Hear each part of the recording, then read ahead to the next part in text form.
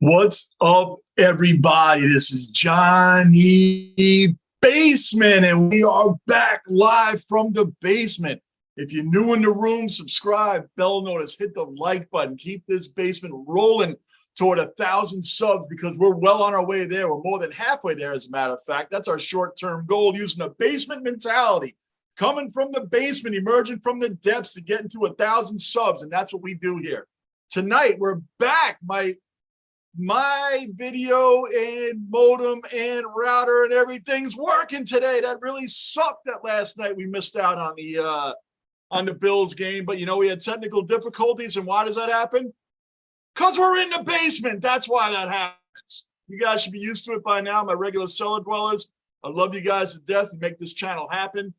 I am so sorry yesterday happened, but I have no control over modems and routers and things like that. Everything's new, replaced, and we are well on our way back. Thank you, Pamela. Appreciate it. Rock, thank you very much. Welcome back. We're in the basement. Things happen in the basement. Today we're honoring Derek Jeter. Mikhailov, what is up, brother? Mikhailov, these are 3 regular cellar dwellers in the basement. What's up, Mikhailov? Basement crew is in effect, man. Mikhailov, man, my whole system went down last night. You missed out on my whole first quarter action of the Buffalo Bills. First quarter action. It was so great. I left you with that. Tonight we got Frankie Montas going on the mound. He's very good against the Tampa Bay Rays. He's got 3 starts this season against them. He has a 0.49 ERA. Opponent's batting average against him in these 18 starts is only 18 innings is only 1.89. So he actually has done really well. We need a big game out of him tonight. The Rays are only 4.5 games back. Our 15.5 game lead in July is more than blown. We have to make up for this. And thank you. Special shout out to the Minnesota Twins, who always come through when the Yankees are down. They come through for us in the playoffs. We always spank them. We beat them. We knock them around. Thank you, Minnesota, for showing up. We needed that 3 out of 4 wins. We thank you. Thank you, Minnesota Twins, for showing up. Because, man, did the Yankees need that pickup, man. They needed that pick-me-up more than anything else. And the Twins always seem to come through when the Yankees need them most. Oh, man, the Buffalo Bills, Mikhailov, solid win. Solid. They killed the Rams yesterday, man. They crushed them. Absolutely embarrassed them. The defending Super Bowl champion Rams have their first game at home in L.A. At home in L.A., and they're not only a 2-point underdog, the Buffalo Bills come in and smash them out 31-10. Wow. Wow. Oh, no, that's a double right off the bat there. We got one out already, but there's a double. He almost tried to run until he saw a Judge had the ball. Then he's like, whoop. And, of course, they're honoring the captain tonight. Derek Jeter's being honored right here at Yankee Stadium. It's kind of cool. He's got his family with him and his 2 daughters. It's their first time ever at Yankee Stadium. Can you believe that? It's true. How do I know it's true? Because Michael K. just said it. So it has to be true.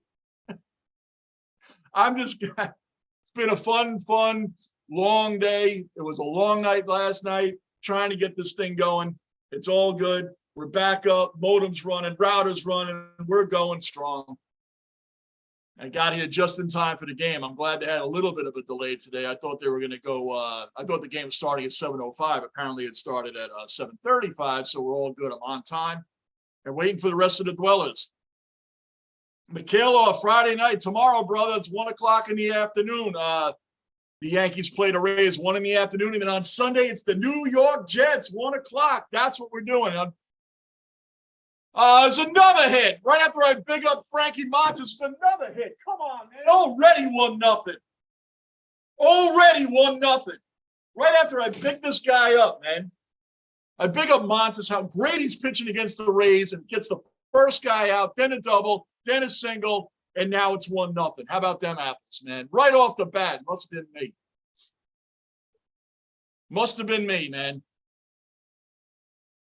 Come on, man. This guy might as well be underhanding the ball.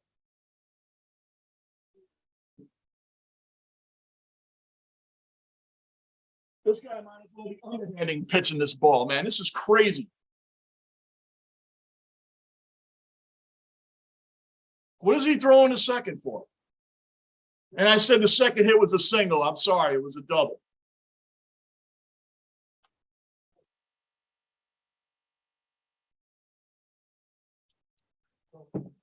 Unbelievable. And Monta's not for nothing. And he may have been pitching well against the Rays, but he hasn't been pitching very well for the Yankees since he came over. He had like over a 7 ERA. Gunner, what's up, man? Hey, Quick, what's up? Quick and Gunner, 2 regular cellar dwellers accounted for. What's going on, guys? Gunner, man, you were here last night, brother. I'm so happy for your Bills, man. I really am. I'm sorry that we couldn't get through it together, man, on here, man. Things happen. Router, modem, everything went down. Everything's replaced. We're all good now, man. Everything just shut. I shut down like the Rams offense shut down last night, man. That's what happened in here, man. Gunner, I appreciate you always stopping in, bro. I'm going to be here for the whole game. So pop in and out. We're on all weekend, and I'm doing the Jets Sunday at 1 o'clock. So I'm doing the Yankees Rays tomorrow at 1. But yeah, that was horrible, man. We worked on it for a little bit last night and then said, forget it. Come on, man. Don't give. Yo, they're tagging Montes, man. That ball went all the way deep on the warning track. You got to work all night, Gunner? Hell yeah, Quick. We're waiting for the Jets. Sunday Jets. Flacco's going to be in for the first 3 weeks. Zach Wilson's not going to be back till week 4, I guess, against Pittsburgh. If Flacco can win, Flacco, whatever, if he can start winning, what if we're 3-0? What if the Jets are 3-0? Dare we say? What if the Jets are 3-0 when Wilson's ready to come back? Do we start him? Or do you let Flacco lose a couple games first? What do you do there? What do you do? Do you start him or not? Tell me. What do we do? Bruin, what's up? Another regular cellar dweller accounted for. What's up, Bruin? Good to be back. I'm so happy to be back. In the last week, I've done 1 game. Tried to do the second game last night. We already know what happened. Everything's back up and running. That was freaky, so we're all good. Good to see you back in the room, Bruin, as always. Yeah, user friend of Mikhailov. Mikhailov, man, last night, Sarah, you weren't here, bro. Gunner was here. Bruin was here. Out of nowhere, the whole thing just shut. It just shut. My modem went down. The router went down. Mikhailov, man, everything just shut. That was awful. Opening night of football, man. So what can you do? Technology, man. There's nothing we can do about it. So, you know, that's what happens when you're in the basement. The basement is where it's at. Yep.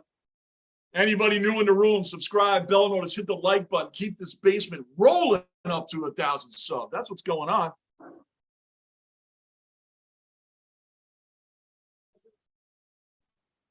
Congrats on it. Sorry I missed the Labor Day fan. Oh, man, that's all right. That's all right, artist. You're all good. You're all good, man. You're all good.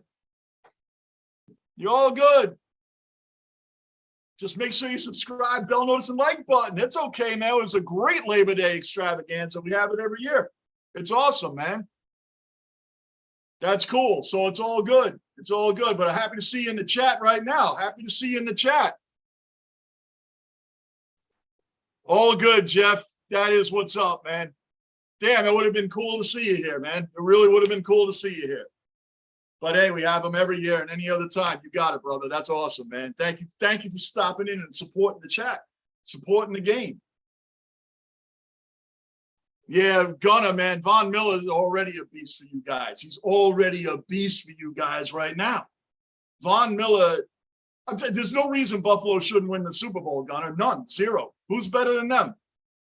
Who's better than them, Gunner? Nobody. They shut the Rams down quicker than my computer was shut down last night, man. 31-10, 21-0 in the second half. How do you, like I said, how do you feel if you're the Rams, man? You're Super Bowl defending champion. You're a 2-point dog at home, and then you get your doors blown off I mean, my Jets couldn't have looked any better on national TV because that's what they do. I thought they were the only ones that get embarrassed on national TV. So thank you, Rams.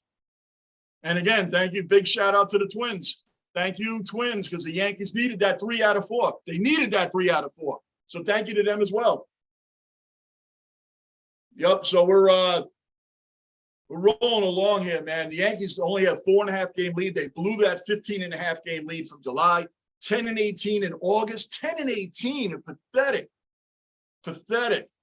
And Aaron Judge, without him, I don't know where we would be. He's been carrying this team up until before the last game. Judge was hitting .333 against Oakland, the Angels, and then the Rays. In that 10-game series, Judge hit .333. What did the rest of the team? 141. 141. That is unacceptable. That is pathetic. The Yankees got to keep rolling along. They got to push Tampa all the way back. We can't play around here. And Frankie Montas is still on the mound in the top of the first inning. Still on the mound. Big him up with his 0.49 ERA against the Rays in 3 starts. In the very first inning, he's getting his doors blown off. Ridiculous. Hey, Cooper, what's up, man? Welcome into the chat. You still think you still think your Astros will see y'all? Yeah, we'll still make it. The Yankees are going to be okay. We'll see y'all in the ALCS. Yep, we'll definitely see y'all there. The Yankees are still going to make it. They got no excuses, man. You're getting people back, getting Harrison Bader back. Maybe his bat isn't that great, but he's a Gold Glove outfielder. We're getting him back. Matt Carpenter will be back by the playoffs. That guy was what a find. I hit .323 since May. When he joined the Yankees, he was ready to retire. So he breaks his foot, right? Everybody on the team was breaking their foot. Stanton, DJ LeMahieu's out now. Give me a break with all that. Come on now. You just got to get healthy. It's exactly what I'm talking about, Cooper. And Cooper, don't forget, subscribe, bell notice, hit the like button, keep the basement rolling, because that's what we do here. Is anybody going to catch that? Out of the inning. Out of the inning. Hey, Lunicorn. The Lunicorn's supposed to be on tonight. On edge that the Braves are coming home hard. Yeah, the Mets had a rough series too, Mikhail. If they dropped 3 out of 4 to the Nationals and had a hard time with the Pirates, these are layup series for the Mets. They should have been pushing the Braves further back. They should have been pushing them further back. I'll give you that, man. Then now they got the Marlins this weekend. The Marlins. The Mets have every opportunity to push this team back. But now Max Scherzer, he's on the 15-day. I think he's on the 15-day IL. That's not good. The Mets held their own when the Braves were driving against them last time. The Mets had DeGrom out and Max Scherzer out, and they held the fort down anyway. They still held off the Braves in that 14-game win streak the Braves had in June. They held that off, right? Taijuan Walker, Carlos Carrasco, Chris Bassett, they held the fort down. David Peterson even picked up some slack with those 2 great starters out. I mean, DeGrom is the freaking greatest pitcher of this era. Guy misses a whole year, comes back, and in his second start back, retires the first 17 batters of the Atlanta Braves. That's out of this world crazy. Anyway, here we go. Aaron Judge is leading off. This is what I don't understand about Aaron Boone. How do you have Aaron Judge leading off? He's had other games where Rizzo's led off. I don't understand why that's happening. Aaron Hicks is batting third. Aaron Hicks can't hit. Anybody tell Boone that? Why is he hitting third? Aaron Hicks cannot hit. He gets a hit once every 40 at-bats. Guy is trash. How is he hitting third? Boy, oh boy. Aaron Hicks is hitting third. I could go up there and try to catch up to a fastball just as good as he can. I'll tell you what, no one was angrier that Joey Gallo was traded more than Aaron Hicks, because Gallo was the most embarrassing player on this team. In the 1 year we had him from trade deadline to trade deadline, he hit 181 with 194 strikeouts. So when he was gone, the suck radar went from Gallo to Hicks, who was next in line. And Donaldson is not far behind Hicks. Donaldson can't catch up to a fastball to save his life either. But he's he's good in the field, though. He's very good defensively. So you have Aaron Judge leading off. The guy's got 55 bombs, man. You're going to put him in a position where no one's going to be on base because the bottom of our order, actually, IKF has been hitting with runners in scoring position. But why are you going to put Aaron Judge lead off without giving him an opportunity to pick up runs, batting second or third? Like, why would you have him leading off? Not for nothing. I know Benintendi's out now, too, with a broken wrist. So you probably forget about him till the start of the playoffs. We got so many guys out, and no one's feeling sorry for us. You guys ever notice that the crappy players, not that you want anybody getting hurt, but the crappy players never seem to get hurt. They never get hurt. Just never do. All our stars get hurt. Aaron Judge has not. This season, he's not. He's been on such fire. Such fire. Thank you, Aaron Judge, for carrying this offense on your back. Let's see what we got here. Lunicorn Mikhailov should be on tonight. Cooper Media, y'all just got, we just spoke about getting healthy. That's for sure, Cooper. You're right. Mikhailov, you're interested in the Phillies and the Padres battle for the Wild? Yeah, have you seen Juan Soto? His slump, he's like batting 2 for 28 is in the last 9 games. Soto's 2 for 28. Wow, he's been having a rough time. I believe during that time, one of those 2 hits isn't even a home run. I don't know. That guy's going through a lot of problems with the Padres right now. Pretty hard adjustment. But the Phillies are always right there too, Mikhailov. Cooper, Judge leading off only helps y'all in the first inning because they are more likely not to walk him. Yeah, that's right. It helps like right now. It does. But, when we have times where we're going to get runners on, who picks up runners more than Judge does? IKF. And you can give a shout out to IKF because that dude is hitting like 330 something with runners in scoring position. At least 330 something with runners in scoring position. So that's the only other guy I can think of right now because the rest of the team is doing nothing. Nothing with runners in scoring position.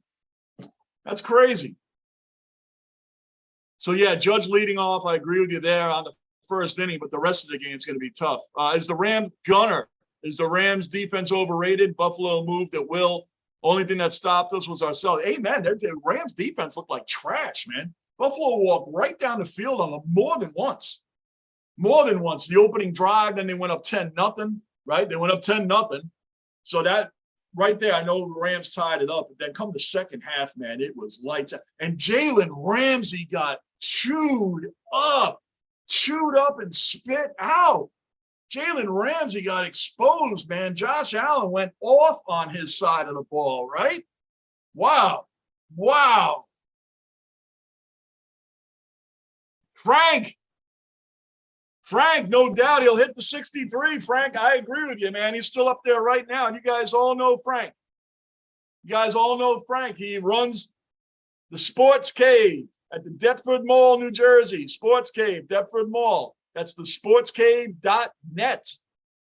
Sportscave.net, where we already had 2 people come out with 2 $25 gift certificates to the memorabilia in that store. It's great memorabilia. Frank's a great guy. You guys that did win have his information. I already emailed you back. And we're going to be doing something again, another $25 gift card for the Jet game on Sunday, the Jet Ravens game on Sunday. I'm going to give you guys a heads up on what we're going to do to bet on. So bet on for that $25 card. I'll think of something during this game today. I have a couple ideas. I'm just going to figure out which one works best.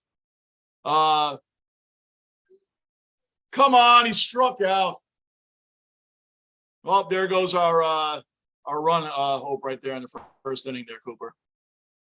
Lita Blight, but he still has an amazing OBP. Yeah, he does. On base percentages out of this world. And by the way, anybody new in the room, subscribe, bell notice, hit the like button. This is the basement. Everything goes on in the basement. We talk about the Yankees. We talk about everything. Anything that comes up in that chat. It's not the biggest chat, but it's the most knowledgeable one. The subscribers in here, we're all just fans.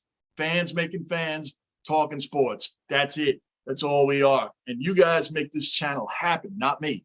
You guys make the channel happen. You make it fun to show up here. And really, Missed you guys last night and a lot of the last week, but family first, man. We had a lot of great family here over the weekend, a lot of great times. And but I missed you guys not being on here for almost a week. So we're back at it.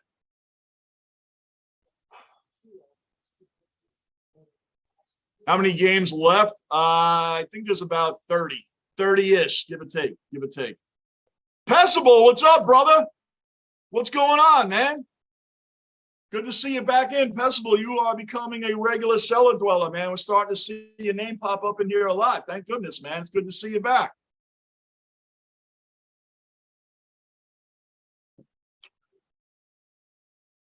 Cooper, should lead off Peraza or your other best on base percentage guy. That Judge should always bat second or third. That's right. If you don't have Benintendi, you don't have DJ, then yes, you should be leading off with Peraza. You can lead off. I mean, you've had Torres lead off before. He's done it. It's not my favorite to do it, but he's done it. Aaron Hicks is batting third. This guy should not be batting third. This guy should not be batting third. Aaron Hicks. This guy is a waste of space. He's hitting a whopping 212. 212. This guy, when Bader comes back, this guy's going to be riding pine, man. Definitely going to be riding pine. Incredible. And he's going to strike out. It's already 0-2. 2 pitches, 2 strikes. You already see where this is going. You know the Mafia didn't come to play. That's right. Hey, brother. That's right, Pessable. You are 100% correct. They did not come to play. I mean, they're about business this year. Buffalo is about business. Super Bowl. They are winning the Super Bowl. I'm a Jet fan, and I'm happy for Bills fans because we have been punching bags for most of the NFL and especially the New England Patriots. We were punching bags forever. So when we're fans of the Jets or you're fans of the Buffalo Bills, you are a loyal, diehard fan. I'll give a shout out to any Detroit Lions fans that are out there because they have it worse than anybody. The Detroit Lions have won 1 playoff game. 1 playoff game they have won in the Super Bowl era. 1. That's all they've done in the Super Bowl era, has won 1 playoff game. Nobody has it worse than the Lions fan. Nobody. That's the true diehard. And by the way, while we're at it, Aaron Hicks struck out. I didn't even have to look at the TV. And I know he struck out. And he's batting third tonight. Batting third. That's really comforting there when we only have a 4.5 game lead over the Rays right now. And this lineup is starting it off is not a very favorable one when it comes to scoring runs because we don't manufacture runs as it is. The Yankees do not manufacture runs. It's a home run or nothing. We don't know how to move runners over. We don't know how to get that clutch hit. That's what's missing with this Yankee team. They don't know how to get that hit. When you see Derek Jeter at the stadium today being honored, right? And you watch the captain documentary, right? These are the guys and that team, the core 4, Knobloch, Scott Brocious, these other, I know they're not part of the core 4. You guys should be following along with me, all right? These guys, Mariano Duncan, Jimmy Key pitcher, these guys, listen, they got the clutch hit when you needed that hit. When you gave the Yankees an extra out, they took advantage of you. They would kill you if you gave them an extra out. They got that fielding. They got that pitching they needed. This team is doing none of that. None of it. Back then, those teams, those dynasty teams of the late 90s Yankees, right? Early 2000s, even though they lost World Series, they were still going to them. The difference between those teams and this team, those teams had, hey, man, next man up. Next man up. You know, I got you, I got you, I got you. This team is next man up in a different way. Like, I hope you get the run. I hope you get the run. I hope you get it. I hope you get it. And when everybody's sitting in the dugout, everybody's either separated or they're having a good time laughing and joking during this horrendous, this is almost his historic slump going to happen. 15.5 game lead. If they actually blow this division lead, there'll be 2 histories being made. Aaron Judge home run history and Yankees for blowing a 15.5 game lead. Remember, I tell you guys all the time, the Boston Braves, 1914, Miracle Braves. They came back from being down 15 games, went on to overtake the division. The Yankees did it in 1978 with 14 games behind the Red Sox. Now, come on, man. Come on. It's a routine grounder, dude. Here we go. Here we go. This is already ugly. Anyway, the Yankees were behind in 1978 by 14 games. They came back, overtook the Red Sox, and went on to win the World Series. In 96, here's a silver lining. In 96, the Jets. 96, by the way, the Jets were horrendous still. But the 96, the Yankees almost blew a 12-game lead, similar to now, almost blew a 12-game lead that they had in July after the All-Star break. They went 11-17 in August of that year, and then went on to win the World Series. And for all y'all that say, well, that's the 96 Yankees, they hadn't even been to a World Series since 1981, hadn't won one since 78. So you can't say, well, that was the 96 Yankees. We didn't know that. And that dominance that the Braves came out against us, opened up that series 2-0. They killed the Yankees in those first 2 games. Then we had to go to Atlanta for the next 3. And anybody in the room feeling confident about that back then? No. So we got to find a silver lining somewhere and go back as far as 96 to where the Yankees fell off. They almost blew a 12-game lead and fell off. So we got to reach for anything because why? We're entitled babies. We are entitled Yankee fans, and we think we should be 162-0 every season. And when things go wrong, we start moping and whining. And I'm the biggest one on here because you look at any of my live streams the past 6 weeks, you will see me whining and bitching and moaning and not even wanting to watch some of these games and cut the game off, right? You've all heard me do it because we're entitled babies as Yankee fans. That's what we are. That's what we all are. And that's the way it is. It's just the way it is. That's why Met fans come in the room and they all hate on us and laugh at us when the team's doing bad. Because Met fans know all about choking. So when they see us starting to choke, they can recognize the choke because they've done it so many times. So that's where we stand with that. Let me catch up on some of these guys. Mikhailov, I hope Judge gets the 65-66. Me too, brother. Me too. Scott, what's going on, man? Good to see you in the room, bro. Good to see you in the room. Gunner, my biggest takeaway from last night, Buffalo's secondary loaded. Yes, Kupp got 128 yards, but he was practically force-fed the whole. Oh, man. Yeah, of course he was. Bills rookie corners look good. They did look good. And like I said, Jalen, can they pull off the double play? No, of course not. G-Man Choi. G-Man Choi just beat out a double play boy. G-Man Choi just beat it out. Like yesterday, Gio Urshela is beating out balls being thrown to first. These guys are speedsters all of a sudden. Give me a break. Give me a break. Yeah, Gunner, I agree with you there. Buffalo just made a humongous statement last night. It sucks that my modem went down last night. Trey White will be back soon too. Yeah, Scott, man, what a statement game last night, bro. What a statement game. What a statement game. The Bills let everybody know it's over. The Kansas City Chiefs, forget them too. You guys lost 2 in a row to them 2 years in a row. That's over with too. No one in the AFC is better than the Bills. And I don't even know if anybody in the NFC is better than the Bills. They are on a mission this year. There's no excuses not to win the World Series. The Super Bowl. It's like the Yankees. There's no excuse to not win. You started off that hot. The New York Mets are trying to fall apart. The Mets should be in there too. The Mets should be in there. Scott, I'm glad you made an appearance, brother. That means a lot, man. It really does. I'm glad you're in here. I'm glad you're in here, brother. Been live streaming now for about 6 weeks. Frank, Josh Allen is that good? Yeah, he's that good. Rams D needs to be shifted around. They definitely were exposed. Yeah. Like I said, I'd be very concerned with the Rams defense. And watching Von Miller, how they let him go, and it goes right over to Buffalo. Give me a break. Michaela, Vikings are being talked up to take the division. Watch us finish bottom now. You have a rough time as a Vikings fan also. You guys are like, the Vikings are weird. They're never first and they're never last. It's like that old, I've said it before, it's like that old Primus song, Jerry was a race car driver. That's the Vikings, man. Never did get no checkered flag, but he never did come in last. That's the Vikings, and that's the Blue Jays too, by the way. They're always right in the middle. Always right in the middle.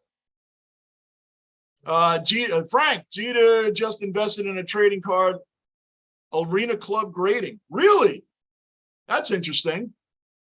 Is that a new, Frank, is that a new trading card? It is a new trading card company? I've never heard of them, Arena Club grading. That's funny. Wow, man. Yeah, Mikhail, the Vikings are a weird team. Weird team. Yeah, that is the Bills in the 2000s. Man, what a rough road, man. Buffalo Bills, like, you guys can, there's enough Bills fans in here that will definitely correct me if I'm wrong, but I'm going off the top of my head. Playoff appearances, I think, was 99-17 when Tyrod Taylor took you all to the playoffs in 17 after an 18-year absence, right? Then Josh Allen actually won your first playoff game in 2020. And that was the first playoff win you guys have had since 1995.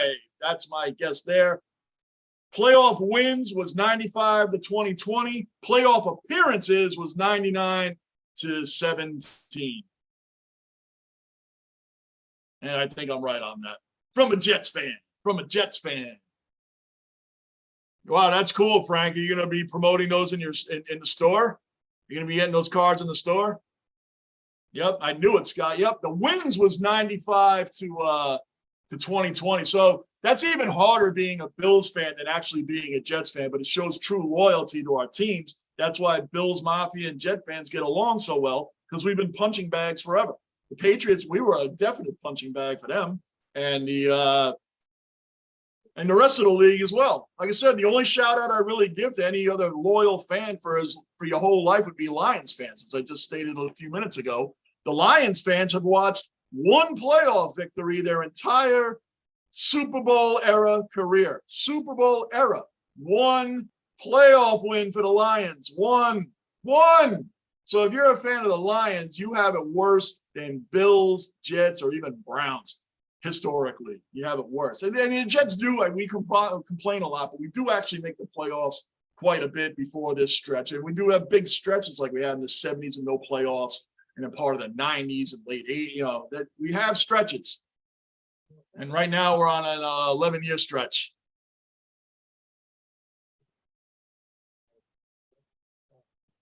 Andy Dalton got a ton of love for the playoff. Yeah, no doubt. He did. Absolutely. 100%.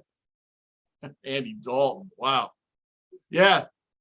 Real interesting time. So, like I said, well, Frankie Montas is on the mound. His second inning now. He's got 2 runners on, 2 outs. He's thrown 28 pitches in 2 freaking innings, and the inning's not even over yet. So this guy's been a little bit tough to deal with, man. He's had over a 7 ERA in the last 7 starts, I believe, for the Yankees. 7 ERA. When he came over, he had a 3 ERA from the A's, 3.1, I think it was. And then from May to when he came to the Yankees, it's like a 2.9. So when we got him, we're like, oh, this is great. And it hasn't been so great. But the rest of the pitching staff has actually been there. The rest of the pitching staff has been there. It really has. So it's like an NFL team right now. The Yankees pitching has been the defense, pretty much stopping their offense, right? But our offense, our bats come out and go 3 and out every time. 3 and out, 3 and out, 3 and out, 3 and out. So if our pitchers give up 1 home run, it's like, man, what are you supposed to do with that? Yeah, Bruin, that's the yikes. You said it. That's what I'm saying. They honor Derek Jeter, man. That just comes from a different era of playing ball. The shift, for instance, would have never worked in the 70s or the 80s or the 90s or even the 2000s. The shift, why? Because people knew how to bunt. People knew how to manufacture runs. People knew how to steal bases. This is what baseball was. Now it's home run or nothing. So the shift comes around because no one knows how to lay down a bunt anymore. That's why the shift is around, and it's going away after this year. But, I mean, give me a break, guys. That's why it's around to begin with. That would have never worked in the 90s or the 80s. It would have never worked in any of those eras. It would have never worked. Because those 90s Yankees teams, for instance, they could lay down bunts all day long. They knew how to manufacture runs. You would never put a shift on. Guys knew how to hit to the opposite field. Not everybody, but enough of them to where you wouldn't dare put a shift on. Crazy.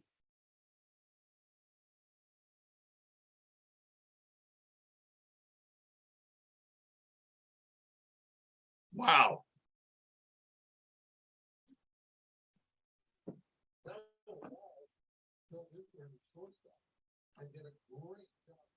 Frank, One of my questions in the store to get a discount is the following. What baseball team holds the record for consecutive losses, and what year is a bonus?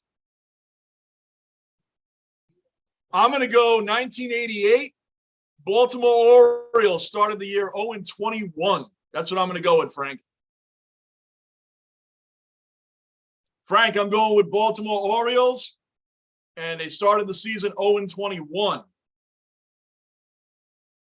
Now, I don't know if that's the record. I think that's the record to open the season. I don't know if that's the consecutive losses overall, though.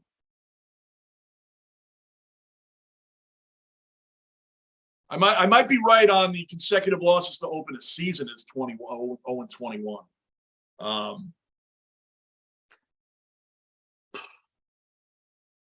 That was 88. That I do remember. That was 88.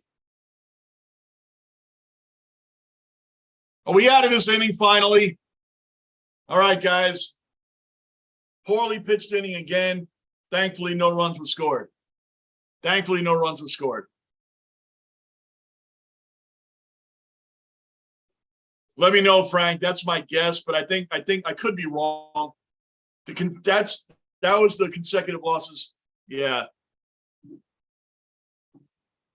That was the consecutive losses to open a season was 21. Was the team right? No, the Orioles wouldn't have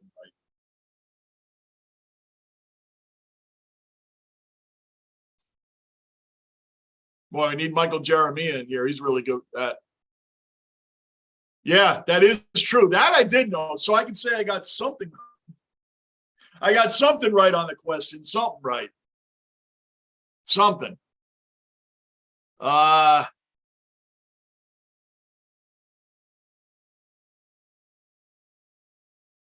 Indians, Mikhailov, that's a pretty good guess. The Indians were trash for so long. It's a pretty good guess.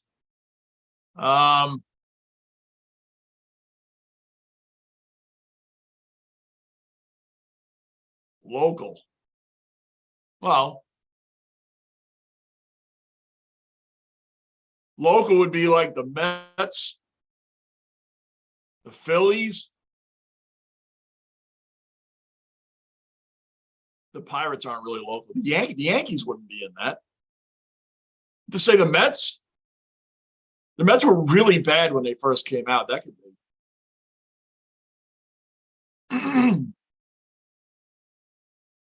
I'm just like waiting on the chat here, Frank, waiting for you to come out and say something, man. The Orioles was close. And then you're saying local. How about well, local would be the Mets, the Phillies. How about the Washington Senators? Can we go way back in time? Washington Senators?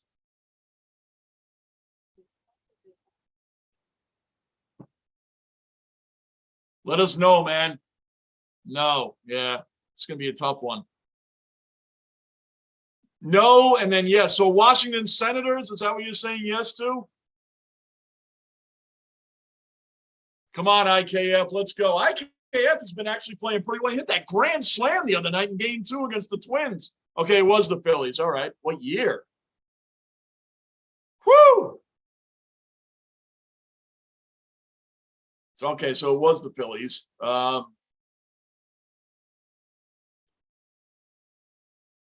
Boy, Frank, the year, I don't know. I'll be totally guessing on a year.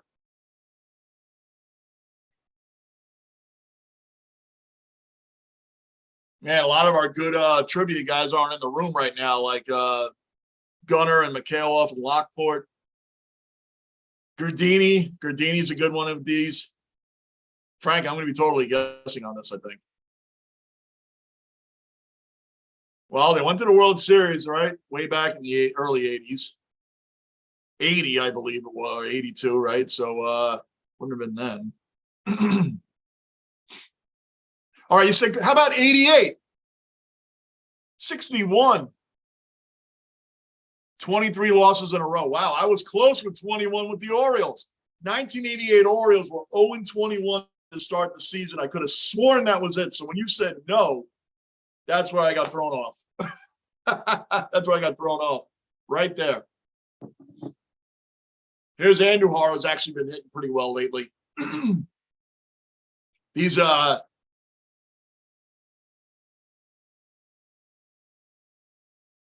shouldn't say too much. Everybody I've been praising lately has not been hitting, and the pitching hasn't been there either. Frankie Montas, our bullpen is doing really well.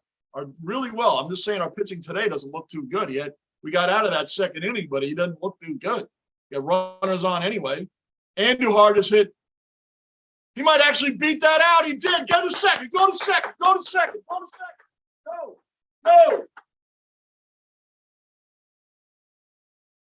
All right. All right. All right. Andujar's starting to come around. Andujar's starting to get some hits. That's what's up.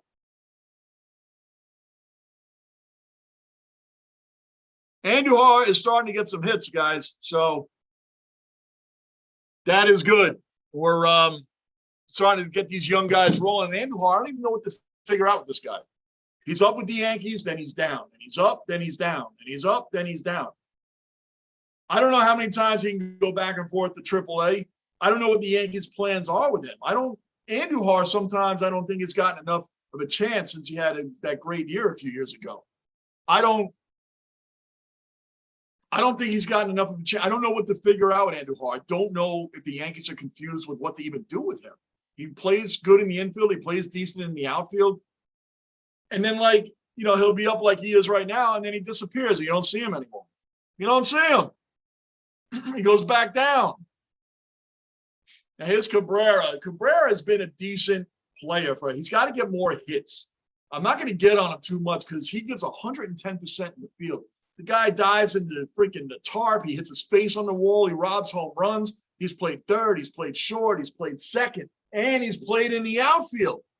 That is so valuable, man. When you can do that, you come up from AAA and you can play multiple positions like that, you are going to be valuable to where if you're not hitting like he hasn't been hitting, you're going to be valuable to where they're going to keep you up here because you can play all these positions, especially with DJ out, especially with LeMahieu out right now, who plays multiple positions for us. So it's very important to have him on. It's very important that he starts hitting.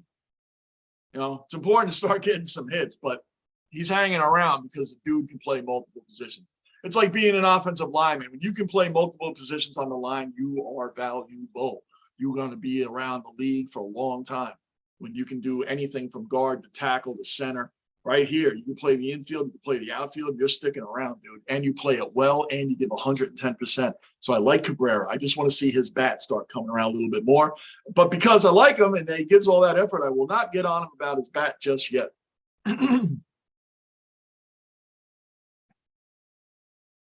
Should have kept Gallo. That's funny, Frank. Gallo was a waste of space for us. Now he's gone and hitting really well. Jordan Montgomery's gone, pitching really well. You know what that tells me, honestly? These guys couldn't play under pressure. They couldn't play under the pressure of playing in New York. They couldn't handle the media. They couldn't handle the pressure. How do you leave New York and all of a sudden you're great again? It's like players that came to us that were great, they were terrible for us. They leave and they're good again. Remember Kenny Rogers? He pitched for the Yankees and the Mets. What is going on, man? Come on. Peraza just grounded out. We have like a AAA lineup today, and I'm not even meaning that to sound bad, but we have a big AAA lineup out there today. So a lot of these guys are really going to start to have proving themselves and showing themselves to be sticking around here, man, because we need them now more than ever. We are in the heat. This is not a 15-game lead anymore, 15 and a half, right? We're a 4.5-game lead, and the Rays will not go away. So these AAA guys better start stepping up when it comes to the plate. Peraza has actually been playing pretty well hitting. These guys, Andujar and Cabrera and Peraza, they got to start playing. And Hicks batting third is atrocious, deplorable. This guy should be batting ninth if he should even be in the order at all. But since he is, he should be batting ninth, dead last. Not really, Mikhailov. Not really. Not really, brother. And Paul Molitor got in the 40s once. I don't know if anybody else has really come much closer than that. DiMaggio's gain streak is amazing. It's like Ricky Henderson's stolen base record for a season. It's like 134, give or take a couple. Give or take a couple. Roughly 134 for one season stolen bases. Who's beating that? Who's beating that? What do you think is more beatable? Henderson's stolen base record, which is in the 130s, or DiMaggio's 57-game hitting streak? Which one is it?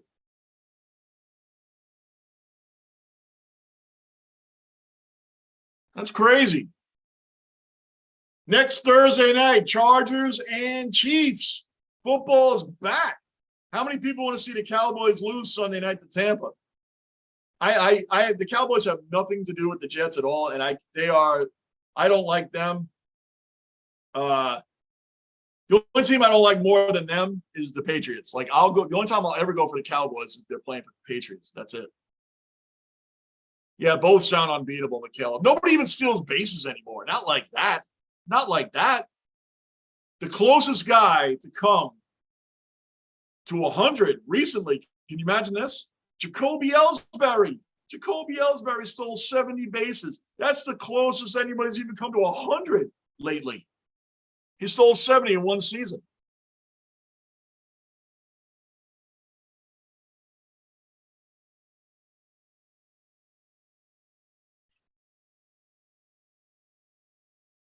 You know you do, Bruin? Nice. Neither. Yeah, neither's beatable. Dude, it's crazy. Guys don't even play that many games in a row anymore. Like, actually play. Like Cal Ripken's Iron Man, right? Who's beating that? Who's beating Cal Ripken's Iron Man record? Nobody. Nobody's beating that.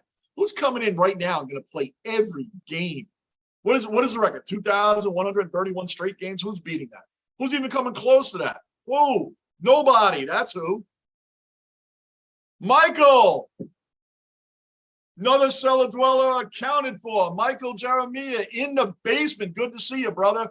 Good to see you in here. Sorry about last night. You were in here as well. Sorry, the whole system, router, modem, everything went down, man. That was awful. It's good to be back. I feel like I haven't been here forever, Michael. So it's good to see you back in the room again, back in the basement, man. Thank you for being here. And get that bike. Come on, he's safe too. Is everybody going to beat out? Everybody going to beat these runs out? Everybody, these grounders, everybody going to beat them out? I'm back, Henry. Back in the basement. We're not going anywhere today. I was just telling Michael. Everything crashed on me last night, Henry. It sucked. The opening night of football, it sucked, and everything crashed. There's nothing I could do about it. We're back up and running. Technicians, for everything's taken care of, man. That was awful for opening night football, especially since the Bills crushed it last night. Even though I'm a Jet fan, it was very enjoyable to see them finally winning. And Michael, Ryan's 7 no-hitters will never be broken. And you know what's interesting about his 7 no-hitters? He had 5 more potential no-hitters that went into the 9th inning before they were broken up. He could have had 12 no-hitters. He could have had 12. He had 5 more that went into the 9th inning that were finally broken up. Isn't that crazy? It's crazy. Nolan Ryan. To think the Mets got rid of him, right?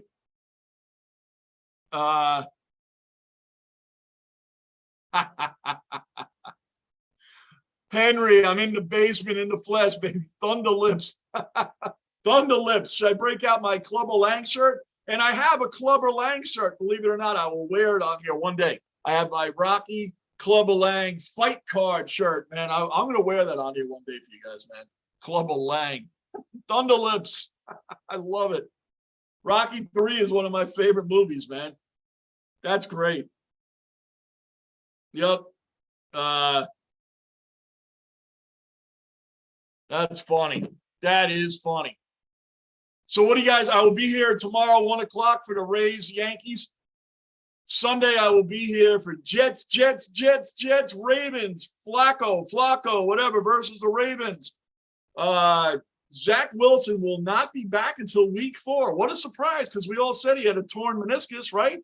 How is he going to be back by week 1? Of course he's not going to be back for another 4 weeks. That's a major injury. Yeah, 19 one-hitters, Michael. Yep, it's insane. It's insane. Nolan Ryan was amazing, man. The Mets got rid of him. The Mets got rid of Mike Scott. Remember Mike Scott? He was a really good pitcher for the Astros for, not forever, but, he was a really another good pitcher the Mets had to come out of their farm system. Jim Fregosi. Yeah, wow. Can you imagine that? It's like when the Islanders traded away Zdeno Chara. Can you imagine? They traded away Zdeno Chara. That was a horrible trade.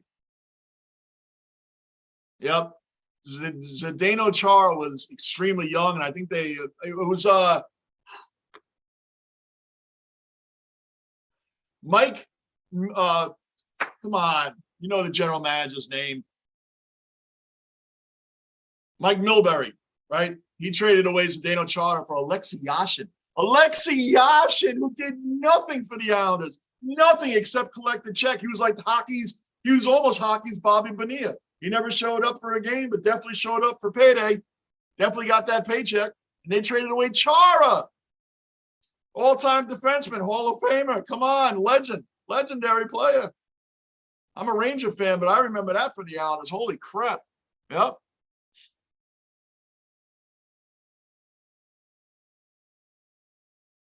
Frank, I'm not too sure about this one, but how many times did Billy Martin get ejected with the Yankees? Wow, Frank, you're bringing in some questions, bro.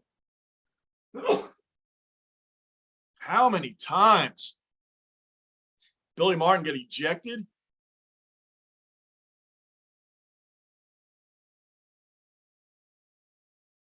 How many times did Billy Martin get ejected?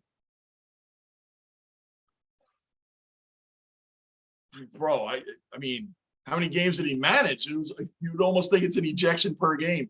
I know it wasn't that. I'm exaggerating, but you guys know what I'm talking about. That's funny. Ryan averaged over 200 Ks per season over his entire career. Isn't that nuts? It's nuts. It's nuts. He has over 7,000, right? 7,500 strikeouts. It's like 7,500, right? It's got to be up there. I know I'm off a little bit, but I know it's in the 7,000s. I know it's in the 7,000s.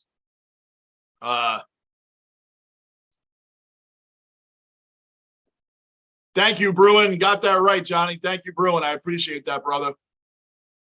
7 no-hitters is unreal. You will get struck by lightning before you ever see that again. Hell yeah. I mean, really. The most dominant pitcher in the game, he is hurt quite often. The most dominant pitcher in the game is Jacob deGrom. I don't even think anybody else is close to how dominant that guy is. That guy can miss an entire calendar year of baseball. The whole year and come back. And just in his second start, mow down the first 17 Atlanta Braves batters like it was like he never left.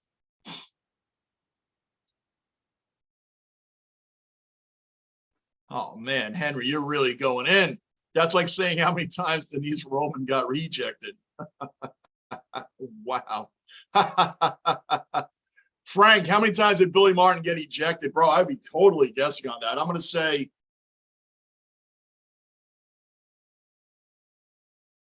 I'll just throw a number out. He managed the Yankees, 5 times? Managed the Yankees 5 times, right? So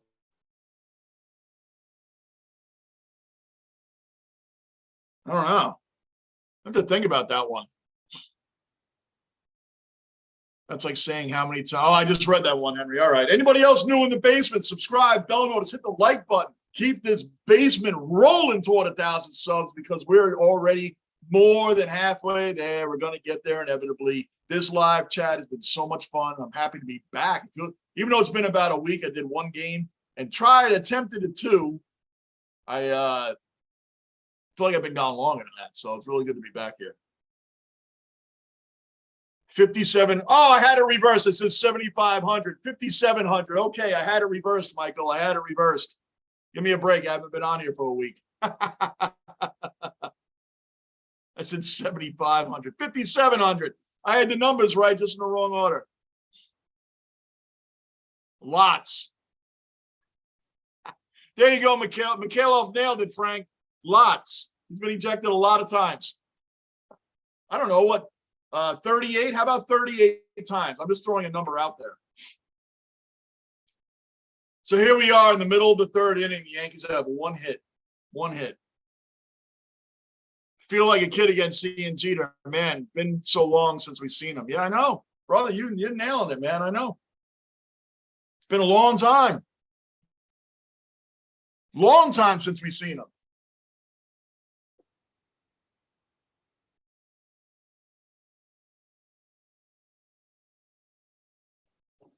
But yeah, that's I was just saying.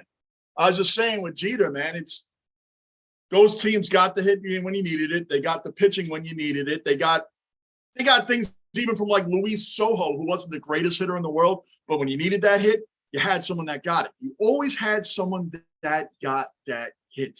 It's incredible, but you did. 48 times. Michael, I was close. I had 38. I yelled out 38. I was within 10. Boom, boom, boom, boom, boom. That deserves some boom. I was close. I was within 10. 48 times, Frank. This one is definitely a Google lookup. Yeah, Michael looked it up. Because, you know what, in the basement, we really pride ourselves, all of us pride ourselves on not looking stuff up. But that was one there. Had to be looked up because we all just would have been guessing. But I came within 10. I had 38. I came within 10. So I'll hang my hat on that. Favorite food at Yankee Stadium? The pretzels, Henry. The pretzels. Come on. From about New York, Brian. Pretzels, man. Hot pretzels. Garlic fries. Wow. Henry, I will admit to you, brother, I've never had the garlic fries, but I will definitely try that out. Never had them, man. Never had them. That's interesting.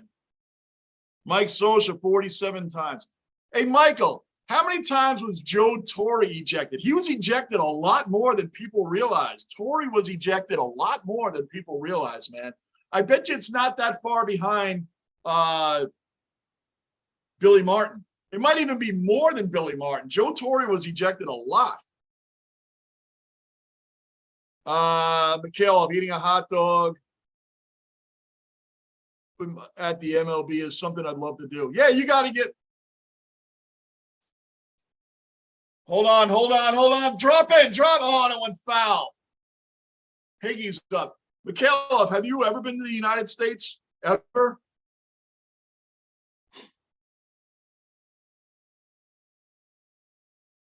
Excellent. Oh, the garlic fries are Henry. I'm going to try them. I promise you. I'm writing that down. Garlic fries. I'm not kidding you. That's damn crazy. I thought close to 40 like Johnny Bates. Yeah, Frank, that's why I said 38. I figured it was a good starting point. But I think Joe Torre has been ejected a lot more than people think. He's been ejected a lot more games than people think. That I'd be interested in knowing. Lou Piniella was another Yankee man, and he got ejected a lot. Well, he got ejected a lot with the Rays and the Reds, and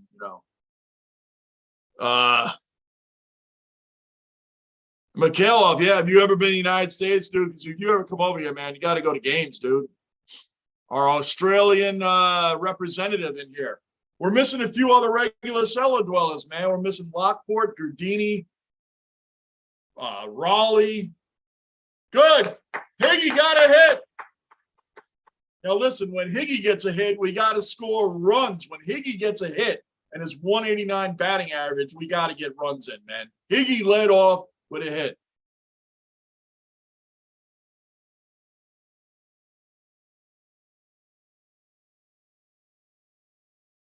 Never been to the States, mate. Been to what? That's our second home as an Aussie. Okay. Bobby Cox, 162. Wow, Michael. He was ejected. Bobby Cox was ejected a lot. You're right. 162. I would have never guessed that. You would have thought Billy Martin would have had something like 162, right?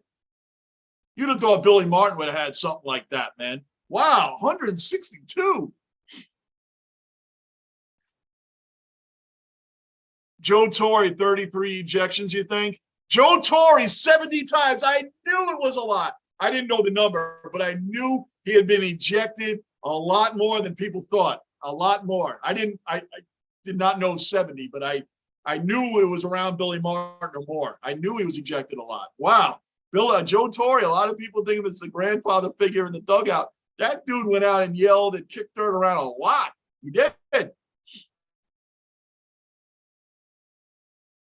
Bale is in, it is Bale. It's in Indonesia. Okay. 162 is crazy, Bruin. Bali. All right, Bali's in Indonesia. Well, see, we get geography lessons here in the basement, too. Everything happens in the basement. Now we just learned something. Bali is in Indonesia, and it's secondary home to Aussies. Learning geography during games in the basement. Everything happens in the basement. Lose 64 times. Can you imagine Piniella? Can you imagine Piniella and Joe Torre been ejected more times than Billy Martin? Isn't that weird how some guys get such a bad reputation? Bad reputation, right? Billy Martin had a bad reputation for his temper, his power drinking, and his, he had a great reputation for his knowledge of the game and being a great manager. But who would have thought that the grandfatherly figure, Joe Torre, and Lou Piniella, who was hot and bothered and an angry guy, we know that. Who would imagine those two guys would have had more than Billy Martin, though, right? Billy Martin's like the YouTube guy. Everybody looks it up, I mean, come on. Everybody looks him up to see his dirt kicking and his base stealing and all that stuff. Wow, who would have known? Yeah, Frank, I can't believe 70 either, but I do remember that Torre was ejected a lot more than people thought. Did you ever see the movie 61? And how was it? Frank, he was a timid Italian. My favorite sports movie is Pride of the Yankees. I saw that. The Lou Gehrig thing, Pride of the Yankees, I saw that. I didn't see 61, Henry. I did see the Jackie Robinson movie, 42. That was a really good movie. The Express, the Ernie Davis story. Did you guys see The Express? That is one of my favorite sports movies. The Express was a deep movie. Dennis Quaid was the head coach for Syracuse, and Ernie Davis, man, The Express. If you haven't seen it, I highly recommend that. Very good movie. Did he catch that or trap it? He trapped it. He's calling that out. Arozarena, I got to see that again. Arozarena just made a great play if he's calling that out. I thought it hit the ground. Of course, I'm being biased.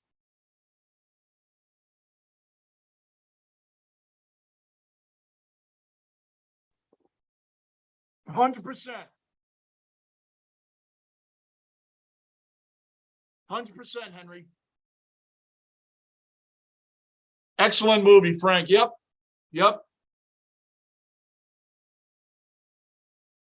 I bought 42, the movie, last week. Haven't watched it yet. Yeah, 42 was excellent, McKill. If you're going to love that one. Express was, well, yeah.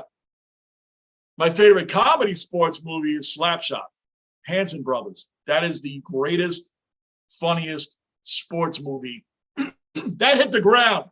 I knew that hit the ground. He trapped it. Arozarena made an outstanding effort to get that ball, but that hit the ground. I knew it. He trapped that ball. He trapped it.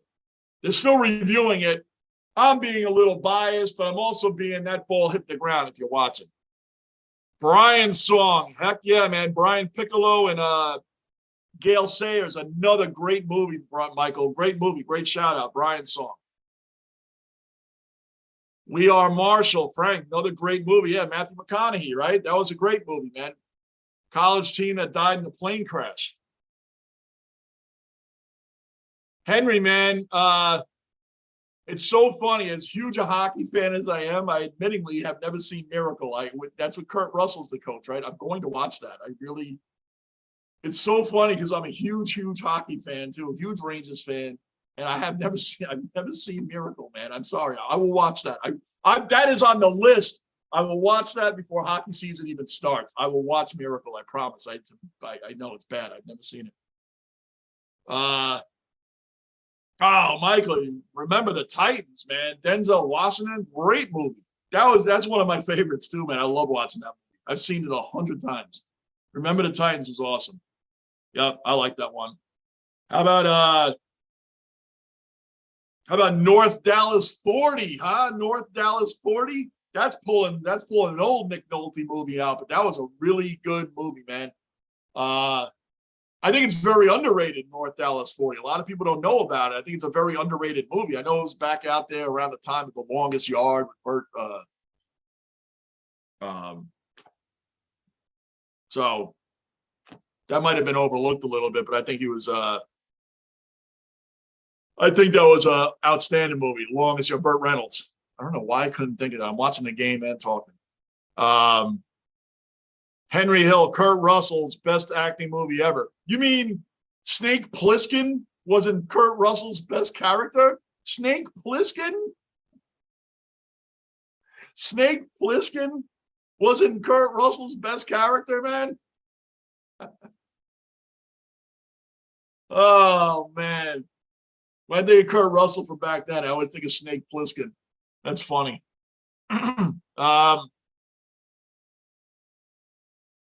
Computer and tennis shoes. Miracle. Everybody's saying Miracle. All right, I'm going to watch Miracle. I'm telling you, it's on the list. I don't know why that movie got past me. And I saw, I think it was a pretty good movie, one I'm about to mention, with Russell Crowe. They were in Alaska, and the Rangers went up there. I probably liked it more because the Rangers were in it. Mystery Alaska. Mystery Alaska. I'm not saying it was the greatest sports movie of all time. It was a little slow in the beginning. But I think I'm being biased because I'm a Ranger fan. I really liked that movie. Mystery Alaska was actually a really good movie once they actually got to the game. Michael, Rudy. Rudy was really good.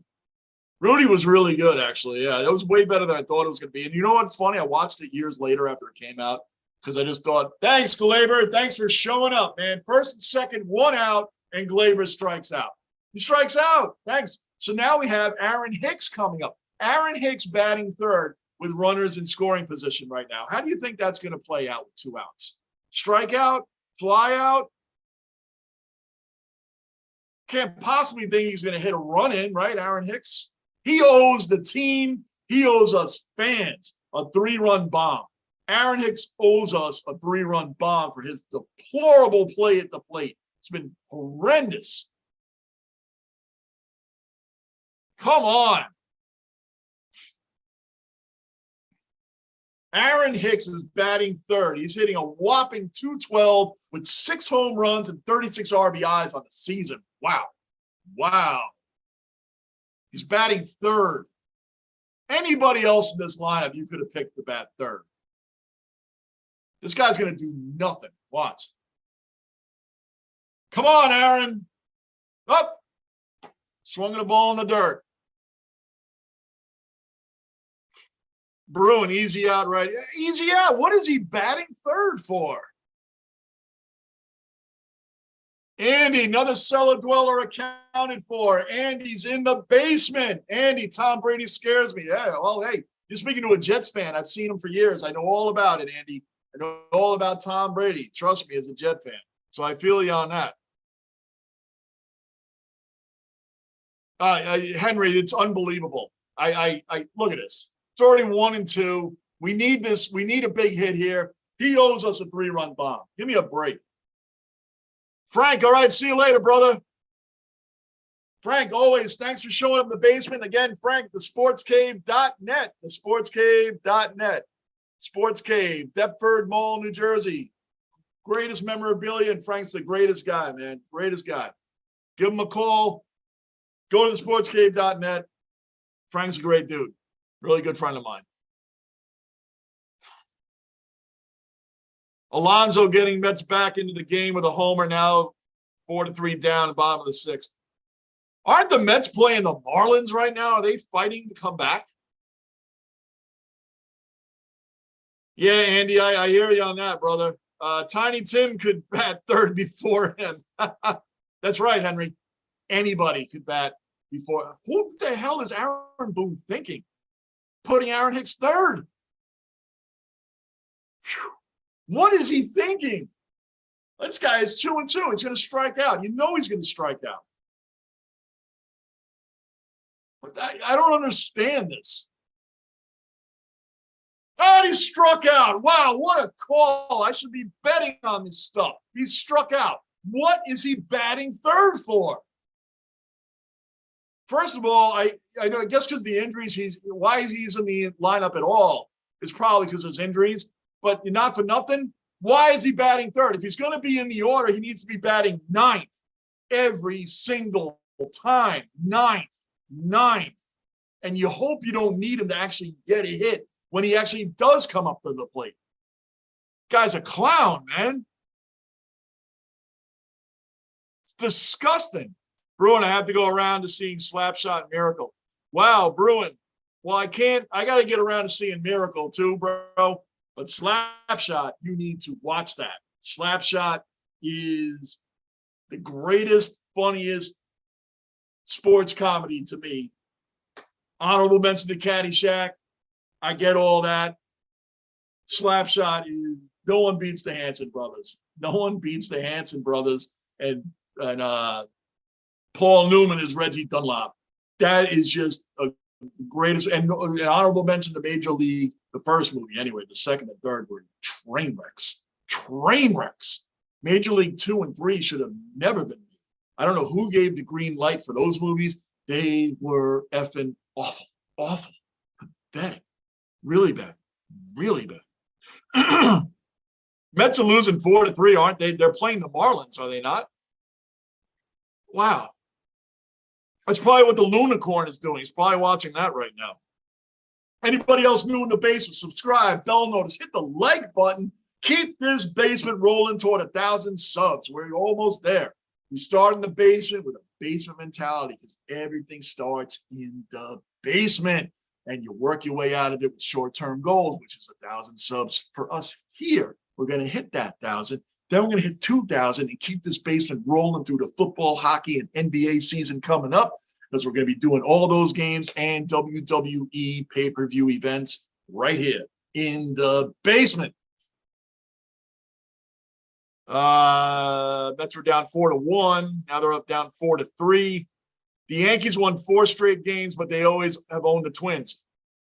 Andy, Yankees actually lost yesterday, but they did win 3 out of 4 from the Twins. And the Twins are always the Yankees' relief. Thank you. I gave the Minnesota Twins a big shout out at the start of the live stream today, because the Twins always come through when the Yankees need them most. Always come through when the Yankees need them most. The Twins are the Yankees' punching bag. They punch them every time they play them. Twins fans have to hate the Yankees more than any other team. So thank you. Big shout out to the Minnesota Twins. Michael Jeremy putting on, we're putting on the foil. Effing machine took my quarter. Dave's a killer. I can do all the Hanson freaking quotes, man. Dave's a killer. Dave got his ass kicked, man, that whole fight. Putting on the foil. It's one of the greatest movie lines ever. Andy Scott's ankle is bothering him again. Unbelievable. The Cowboys have a lot of issues, man. I don't know why they can't go anywhere. They do well in the regular season, then they fall apart in the playoffs. And it's been happening for a very long time. They haven't even made an NFC championship game since Troy Aikman was your quarterback. That's weird. Henry Hill, Major League 1, was a classic, and now it's the Guardians. What a joke. And Washington Redskins Commanders, what world? Listen, I get it. I get you, brother. I get you on both of those, man. When me and a lot of people have those discussions on that, man. It's crazy. I get it, Henry. And Major League 1, yes, was a classic. 2 and 3, I don't even know who gave the green light for those movies. That part 2 was so bad. And part 3, back in the minors, I couldn't even get through that movie. I'll be honest with you. I shut it off after 40 minutes. 40 minutes of my life I'll never get back. I turned it off. It was so bad. I should have known that going in. Do you know what the worst sequel to a sports movie is? The worst. I dare you guys to top me on this. If you've seen it, you'll understand. The worst sequel to a classic sports movie was Caddyshack Part 2. That movie made Major League 2 and 3 look funny. Caddyshack 2 with Jackie Mason and Dan Aykroyd trying to be Bill Murray's character was absolutely, I'm trying to think of other words besides deplorable and shameful and disgraceful and just flat out awful. Just awful.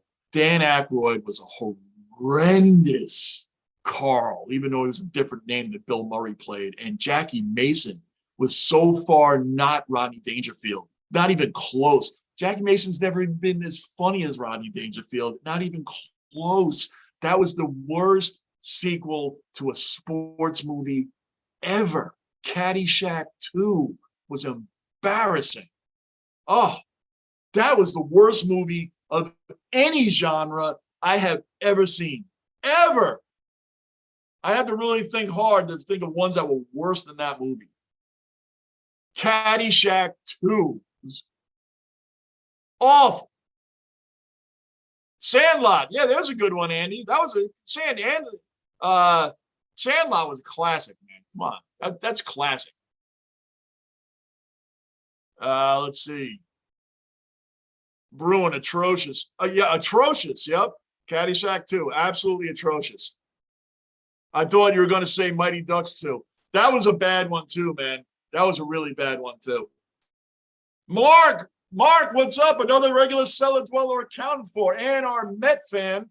Mark is our resident Met fan that likes to update us on when the Yankees are losing. And he's very bold because he likes to come in, even though the Nationals beat them 3 out of 4 and they had a rough time with the Pirates, and they're currently losing the Marlins right now. But we love Mark in the room. Mark, you are loved and accepted as a regular cellar dweller. You have your Braves fan here, and Andy. Andy, Mark, the Met fan is in the room just for you and us. And again, Mark, you're a regular cellar dweller. We love having you in here every time you're here, and I'm serious about that. So, and thanks for letting us know that we're still losing. Thank you.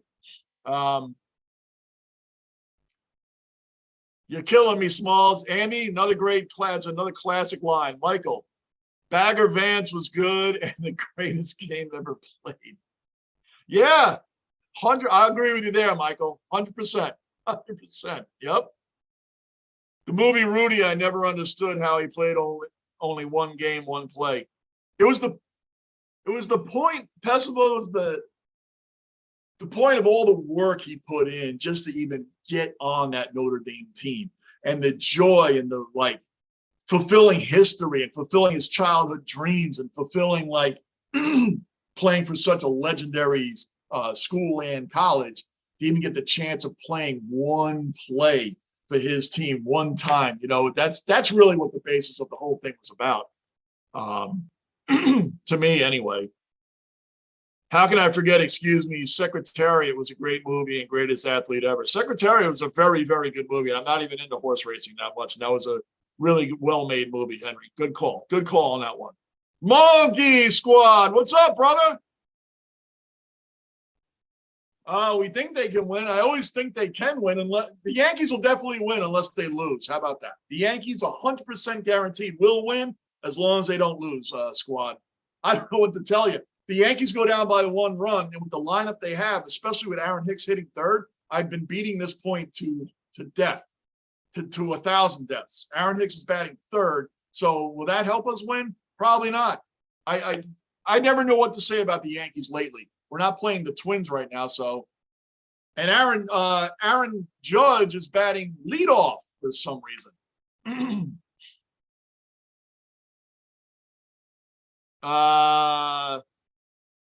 Mighty Ducks movies is what made me become an Anaheim Ducks fan. Wow, all right. Is that really what made you become an Anaheim Ducks? I thought it was funny that you're from Atlanta and you're an Anaheim Ducks fan. So I wasn't really sure how that came about. Okay, Andy, good enough. Good to go. Michael agreed. Henry, thanks, Michael. Festival, okay, I understand what you're saying. Yeah, that's that's the main point of what that was about, Festival. That was just the main point of Rudy and had all the struggles he went through to get there. So, but yeah, the Caddyshack 2 was the worst. It was the absolute worst sequel. I dare someone to try to top that. There aren't really a lot of sports sequels out there, right? I mean, Goon. Remember Goon, the hockey movie Goon? That the first one was pretty good. The second one was horrible. Horrible. I don't know if it's worse. Just the whole point of like to have a movie with such classic lines that Caddyshack gave us, from Rodney Dangerfield to Bill Murray to Chevy Chase to Ted Knight to Spalding, right down to Spalding. I don't know the actor's name, but I know Spalding. And then turn around and put Jackie Mason in Rodney Dangerfield's place, and put Dan Aykroyd, who really is a good actor and has had classic movies like Blues Brothers. Anybody, right? But then put him. How you don't replace Carl? You don't replace Bill Murray in that role. So Aaron Hicks drops a ball. Aaron Hicks drops a ball and then just stands there. Aaron Hicks drops a freaking ball and stands there. Stands there. What is this guy doing in the lineup? What is he doing out there? He drops a ball and then just stands there? Look at him. Drops a very catchable ball and then just puts his head down and stands there. Get him out of the game. Get him out of the game. You gotta be kidding me.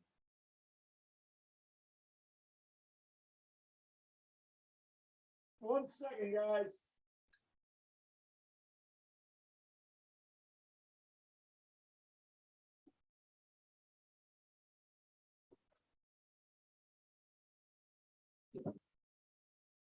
You gotta be kidding me. What is this guy doing? That's a waste of space, man. And he's wearing Dave Winfield's number. He's wearing Dave Winfield's number, 31, the number that should be in Monument Park, not on Aaron Hicks' back.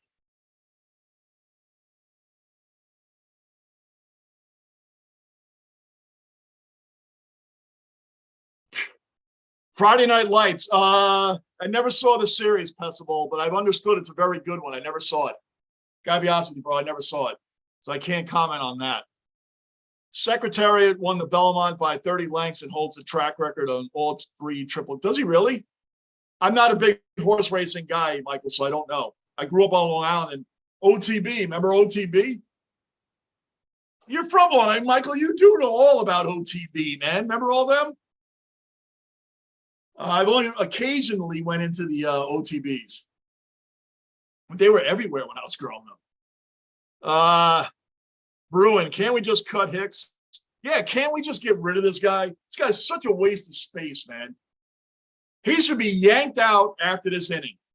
Come the bottom of the fourth inning, he should be out of this game. He should not. Here we go again. Back to Hicks. And he missed that one.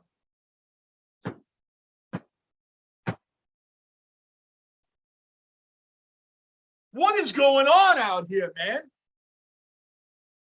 What is going on? He misplayed that ball.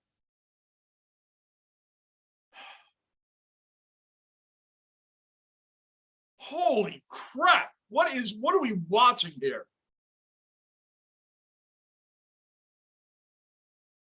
What are we watching out here? Look at this. He started to go in. Come on, man. Now it's 4-0. 4-0 Rays. We're going to exhaust our bullpen in game one of this series. What are we watching here, man? Oh, by the way, anybody new, subscribe. Don't hit the like button. Keep the basement rolling. I don't know what Aaron Hicks is doing. I just don't know.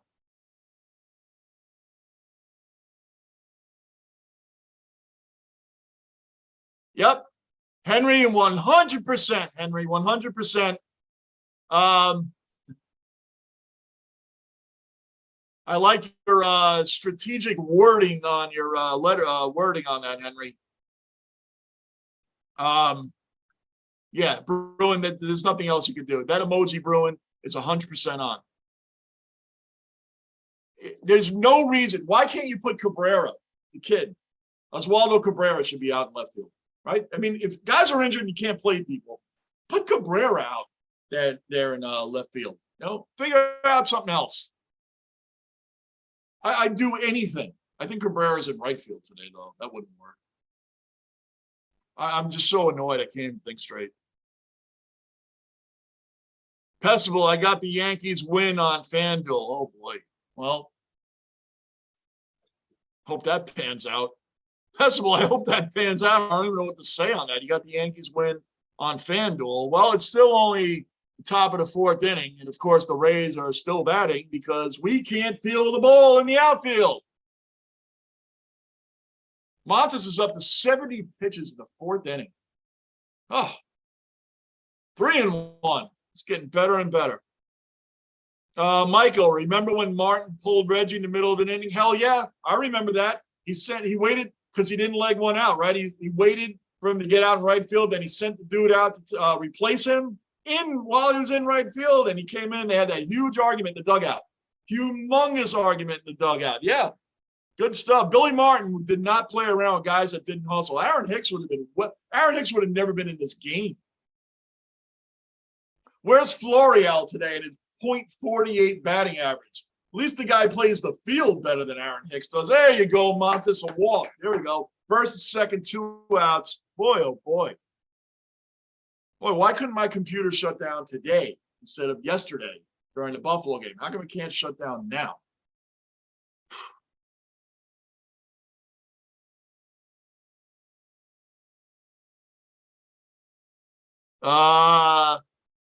What else we got here? Michael read that one. Mikhailov, he also becomes the first horse to win the Triple Crown. Yep, okay. Mikhailov, I don't know anything about that, but I'm sure Michael does. Michael seems to know a lot about the horse racing. Andy, Aaron Boone makes me sick to my stomach, chewing gum, looking dumb. Yep, 100%. Andy's a Braves fan, by the way, and can recognize what poor managing skills Aaron Boone has. Good call, Andy. Andy, Yankees need to just fire him and get it. Andy, if George Steinbrenner was alive, Aaron Boone would have been gone. Aaron Boone would have never even been manager. Forget about being fired. He would have never even been hired. Lockport, another cellar dweller accounted for. Lockport, another cellar dweller in the house, man, in the basement. What's going on, brother? Good to see you here, man. Good to see you in the basement, bro. What's going on with you, Lockport? And if you weren't aware last night, if you saw me live and then went off live, I lost my modem. Everything went down last night. Everything, right? Right when I think the Bills had just taken a 10-0 lead, and my computer went down, bro. So if you tried to get on last night, Lockport, that's what happened. We're all good today, but the Yankees are right where we're used to seeing them, doing nothing. Why can't we play the Twins like in an 8-game series? We need that.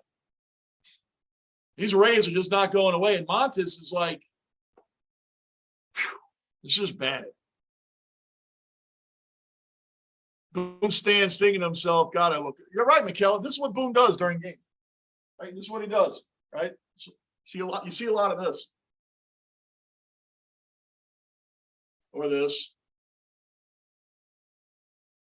Or once in a while this, right? That's what Boone does. Like he's just so uninterested in the game. Then he'll do one of these. I mean, can the guy look any more excited about managing the New York Yankees? Can he look any more excited about it? Right? Can he look any more excited about managing the New York Yankees? This is what we get, this garbage that we're looking at today. I was really excited for them, winning 3 out of 4 and playing great baseball, including IKF's Grand Slam. Let's talk about some positives. IKF's Grand Slam the other day was like, this guy's been playing. He's hitting like 336 with runners in scoring position, by the way, one of the best on the team. 336, IKF, 336 and runners in scoring position. Dude's playing. Dude's playing, man.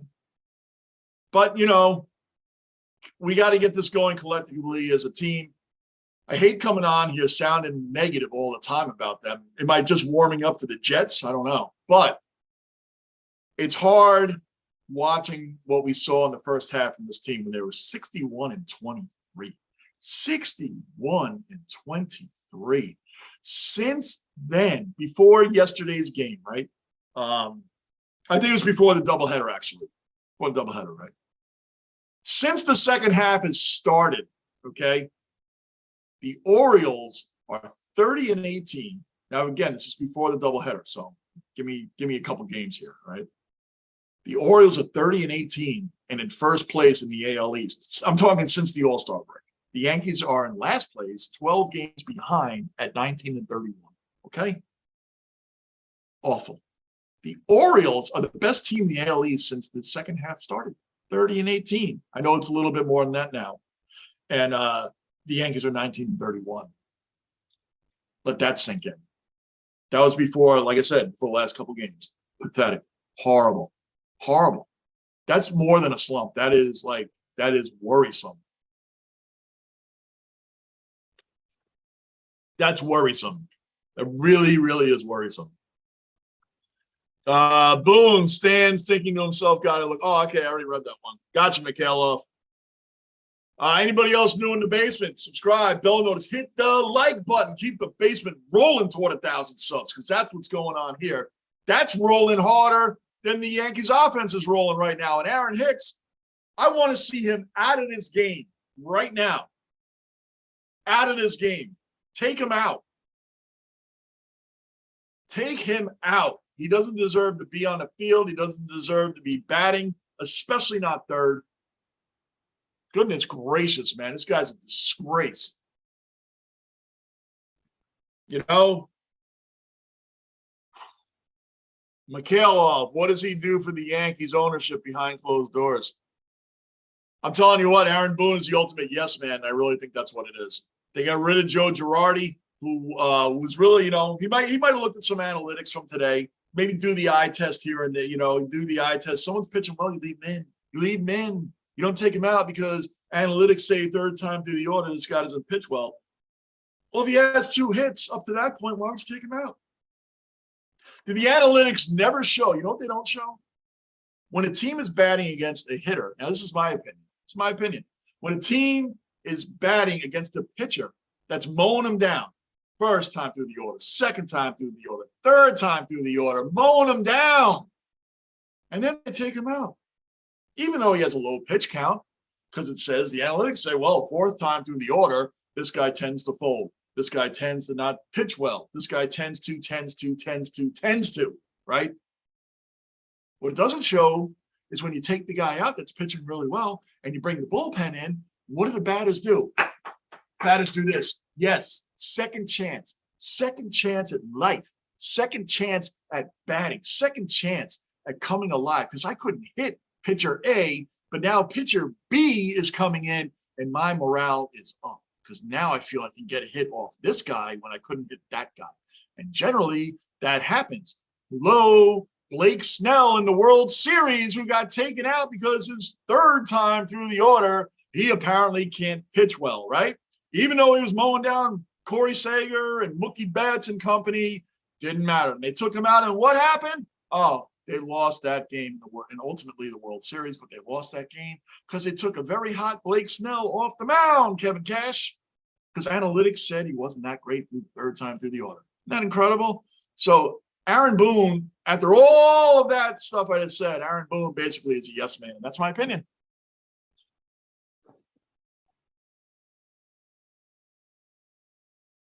I hope that answers your question, Mikhailov. Because that's about as good as I can break it down for you guys, man. It's really about as good as I can break it down. Analytics and sports nerds are killing this game. Too many paper pushers around the clubs. Yeah, boom, Mikhailov, you nailed it. Like you said before, people who have never played the game making up stats. Right. Who makes up these stats? Where do all these stats come from? I have them written down. All the stats that made me feel like I never watched baseball in my life. I'm telling you, I have a whole, I'm going to redo that as a matter of fact. I uploaded a video and it didn't come out the way I wanted it to. I'm going to redo that one and I'm going to give you my baseball stat nerd extravaganza. I'm going to be the teacher and we're going to do that one over again. That one, you'd make you feel like you never watched baseball before. Some of these stats are just ridiculous, man. Like, you don't go to your local bar and sit here and watch guys. Well, you know what? This guy, the plane is now flying over Shea Stadium or Citi Field. And when the plane flies over, Max Scherzer throws a pitch right at the point that the plane is over, he generally strikes somebody out. So you're going to have, I mean, come on, who makes up this crap? And I'm not even that, I'm exaggerating, but I guarantee you sooner or later, there's going to be a stat that when planes are leaving LaGuardia Airport and flying over Citi Field, whoever's on the mound, what happens after that point, right? There's going to be a stat for that too. Sports nerds are killing the game. When a guy's on second base, I want the hitter to get a damn hit. I don't care what his WAR, BABIP, or whatever else is going. I don't care about any of that. Get a damn hit. That's what I care about. Get the runner in. Who care about the rest of that stuff, man? Who cares?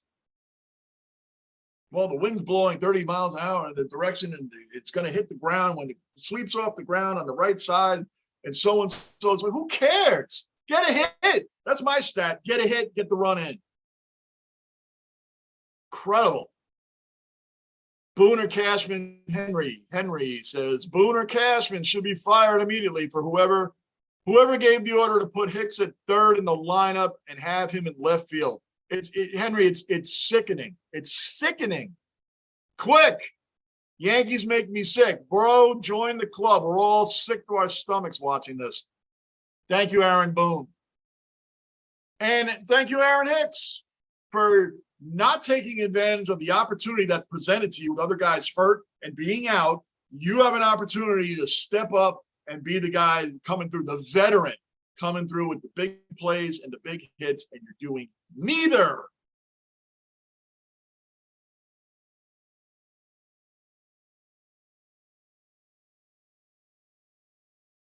Henry, did you hear the new Ozzy album?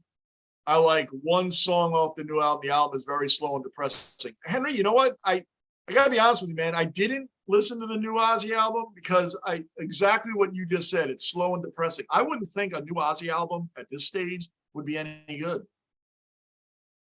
All due respect to Ozzy Osbourne. All due respect to him, man. Really, he's a legend. He's a beyond a legend. I just would think that the new album wouldn't be that good. So I'm going to take your word on that. And I'll give it a listen anyway. I'll give it a listen. But it's not surprising to hear you say that. Yo, Jay, another cellar dweller in the basement accounted for. Jay, you are now a regular cellar dweller. Love seeing you in the basement, brother. Welcome back in. It's been a long week because I haven't been on much the past week, but I'm back. I'm here, and we're doing this every day for a while. Let's see. Jay says, Hicks and Torres need to be benched indefinitely. 100% agree. Glaber's doing a little bit better. Aaron Hicks is just deplorable, man. That's like my word for today. Deplorable. Deplorable. And I can't really give much of a defense for Torres. It's just that when you put Hicks in the same sentence with anybody else, that anybody else, Torres or Josh Donaldson and his horrendous bat, anybody else looks like superstars next to Aaron Hicks' name. Isn't that funny? Because Torres really doesn't do much of anything either. But next to Hicks's name, Torres looks like he's having an Aaron Judge season compared to Aaron Hicks. Henry agrees. Lockport, Johnny, and the fruit plate to turn this around. Brother, I did say I was going to bring the fruit plate. I forgot all about it. Thank you for calling me out on that, Lockport. A fruit plate's coming this weekend. As a matter of fact, the fruit plate will be here Sunday for the Jets game. We're going to do the Jets season kickoff with the fruit plate, Lockport. And thank you for calling me out on that because I promised that for this week and I forgot about it. So thank you for calling me out on it. I will have that fruit plate here Sunday, 1 o'clock, New York Jets, Ravens, right here with the fruit plate and my water and my non-drinking days. So, good one, Lockport, true. Fruit plate Fridays. Oh, yeah, they did. Mikhail, I know. Listen, it's going to be fruit plate Fridays. I'm going to do, to make up for today, I'm going to do it on Sunday to open up the Jets season. We're going to start the Jets season off with the fruit plate. And then every Friday from there on out, I will do fruit plate Fridays. I am so sorry. Lockport, regular veteran cellar dweller, you have every right to call me out on that. And you too, Mikhailov. You guys are veterans in the basement. I made a statement. I didn't follow through. I haven't been on most of the week because you guys already know why. From Labor Day family weekend to my computer going down and whatever. You guys called me out on it, and that's all good. You know who we're missing? Rick the Ninja. Is Rick the Ninja actually in the room and just hasn't said a word yet? Could be. Could be. Rick the Ninja. Raleigh's missing, but Raleigh's our Marine representative, United States Marine, so he could be doing anything right now. We're missing Gardini. I haven't seen Gardini in here in a while, even though we haven't been on. I didn't see him in here a lot last week. Gardini's another one that's missing. Gunnar said he'd be in and out. Gunner's actually working right now. He did pop in earlier and said he was working. Oh, he dropped a bunt. What is that? Are you allowed to do that? Oh, and he overthrew the ball. This game is going better and better, man. This game's getting better and better as we go along, man. Come on.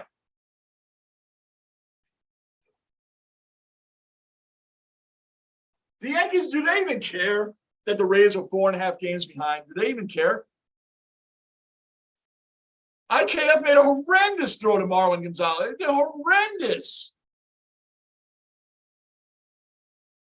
This is a joke. These guys look like little leaguers out there. This is a joke. And are you allowed to bunt? What was that? I didn't know you were allowed to bunt in Major League Baseball. Did anybody tell the Rays that? You're not allowed to do that? The Yankees don't do that. Guy not only drops down a perfect bunt, he gets a double out of it. A double. A bunt for a double. That's what he just got.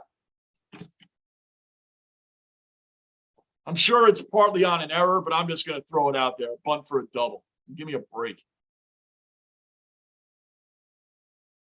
It's flu played. I'm still looking at you guys' last comments, man. I promise you.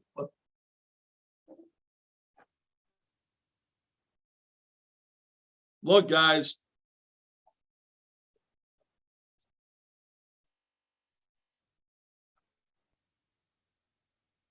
There. All right. I got it. I got it. We're in. I got it. I promise you guys I'll never do that again. I know the fruit play, I did it one time and it's taken off in here. I promise you. Promise you guys, we're in. We're in. Love it. Love it. Well, Montes is still out there, man. I can't even blame this whole game on him right now. I mean, he isn't even pitching that poorly. It's our fielding. Our fielding is horrendous. Oy vey, this is really bad. It's really, really bad. Can't blame this game on Montes today, guys. Not really. Got knocked around a little bit in the first inning, but it was only 1-0. He survived the second inning.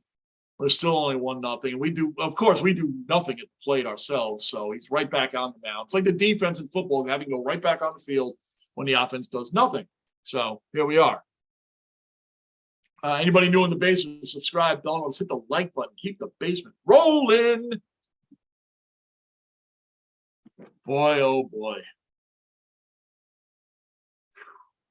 What else can be said? What else can be said? Yeah, McKelloff, I love it. When is the next Basement Squad Reacts videos? That's coming this weekend too. There's been so much going on, man. We really just we planned on doing it last weekend. It didn't happen. We're going to be doing that this weekend. And it's getting some play. I mean, we've only put 5 videos out. We got 60. I mean, it's only been out a couple weeks. It's got 67 subs, and that, you know, a couple of the videos actually really took off with some following, so with some views, which is much appreciated. So yeah, look for that. We're gonna be doing a couple more. My son's gonna be doing some with me too. I'm gonna do some Basement Squad Reacts this weekend. My son's gonna be on here doing with me. My daughter should be here Sunday. We're gonna do some more videos, guys. That's coming. We're all back in the basement. We're all back moving forward. Holiday's over. We're moving forward with the baseball, the football, the basketball, and hockey.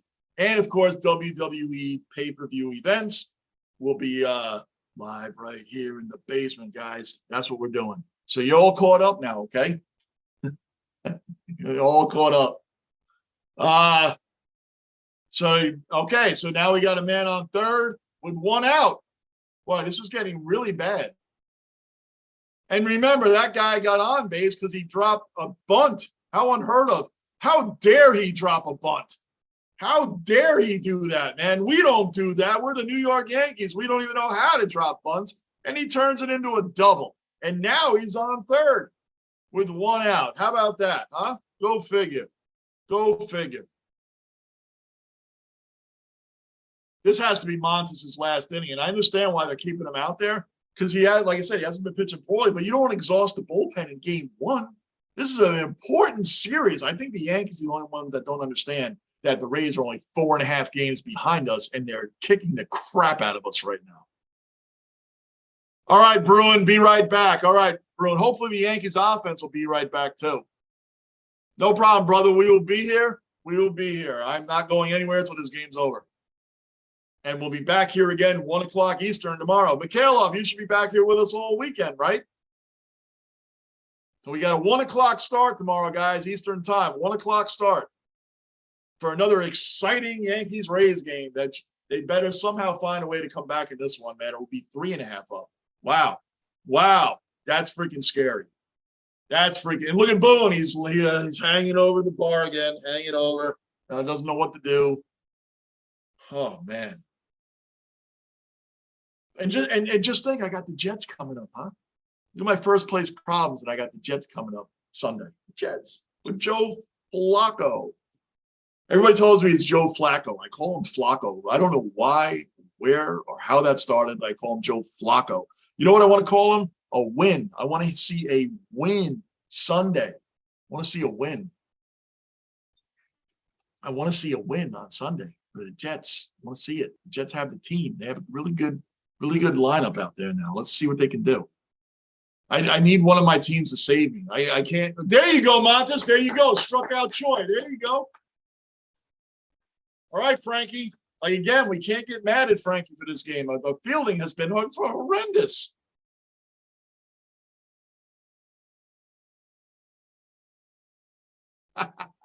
Mikhailov with your Australian hours. You'll be here. I'll be here, mate, playing MLB and NHL until the stream starts around 2:30 a.m. for me. Boom. So you're going to be here in the basement, 2:30 a.m. Australian time. Love it, brother. It'll be 1 o'clock here Eastern time, and it'll be great to have you in the basement, bro. It'll be great to have you here, Mikhailov, as always. So I think a lot of guys are bailing on us right now. This has got to be Montes' last inning. I can't see him coming out in the 6th inning. He's got 86 pitches right now. I can't see him coming out in the next inning. I don't know who they have warming up. I don't know. Now, Aaron Boone's standing there next to the bat boy. I'm wondering how well the bat boy would play in the outfield, because we certainly need somebody to step up to the plate here and do something. All right, good. 0-2. That guy swung at a really bad pitch. Siri just swung at a ball that was dead in the dirt. I thought only Aaron Hicks and Joey Gallo swung at pitches like that.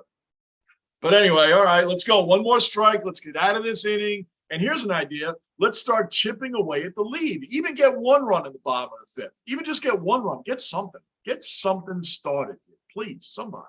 Please. Come on, Frankie. Strike this guy out. Please don't let him get a hit. Oh, what is that? All right, so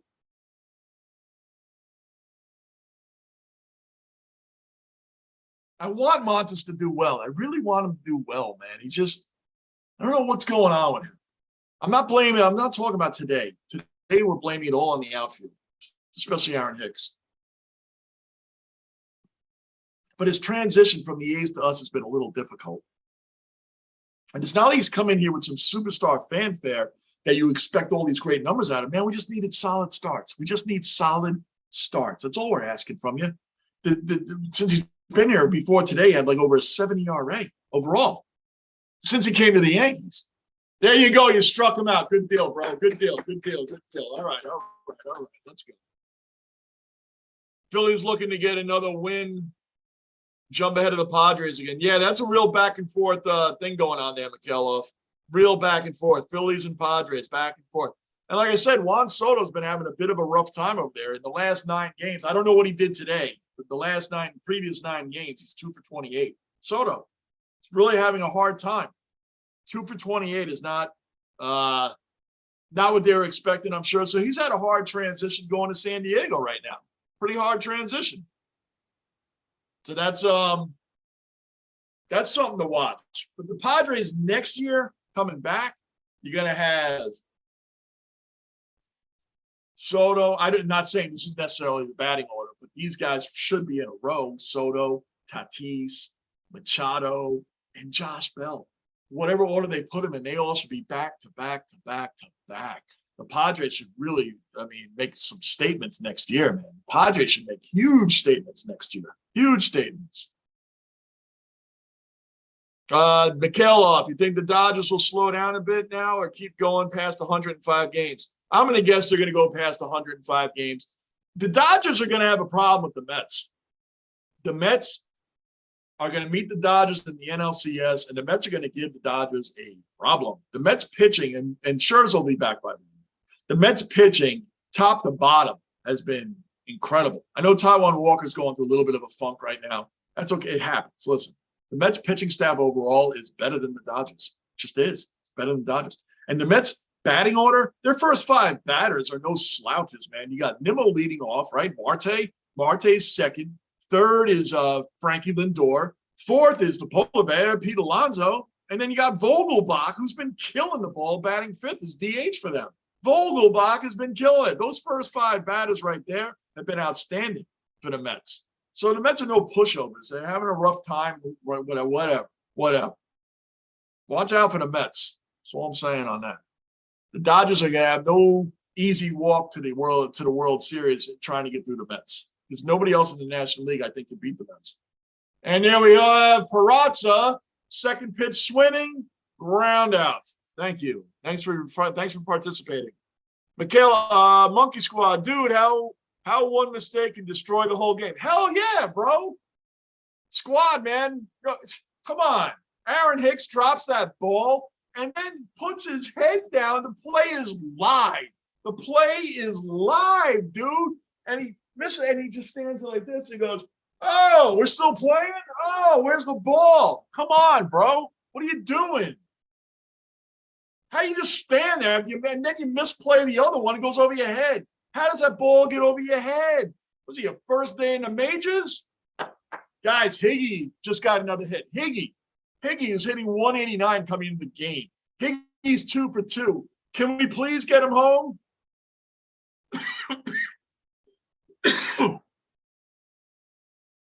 Higgy's 2 for 2. Can we please get him home? Can we? Shouldn't that inspire everyone that Higgy has 2 for 2? Amazing. Destroys the whole game. Monkey Squad. That is an incredible analysis. Yes, I agree. 100%.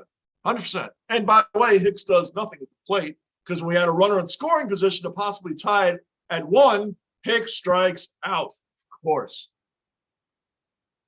Mikhailov, Dodgers play the Padres, game starting soon. Yeah, it's a big series going on, man. The Padres are definitely fighting the Phillies for that wild card spot. That should be a real interesting matchups there, real interesting race down the road. I still think the Dodgers are going to have an extremely hard time with the Mets. Anybody playing the Mets in that playoffs to face DeGrom and then Max Scherzer back-to-back, good luck with that. Good luck with that. DeGrom is like lights out almost every time he's on the mound. Max Scherzer, how many teams would Max Scherzer go to and not be the ace? Right? How many? 2? The Mets, Max Scherzer would be the ace on almost every other team in baseball. Just about every other team. He'd be the ace on the Yankees. He'd be starting over Cole. Cole would be our number 2 guy. Who else? DeGrom wouldn't be number 2 on anybody's team. DeGrom would be the number 1 ace on anybody's team. So the Mets have the biggest 1-2 punch in baseball, in my opinion. They have the biggest 1-2 punch.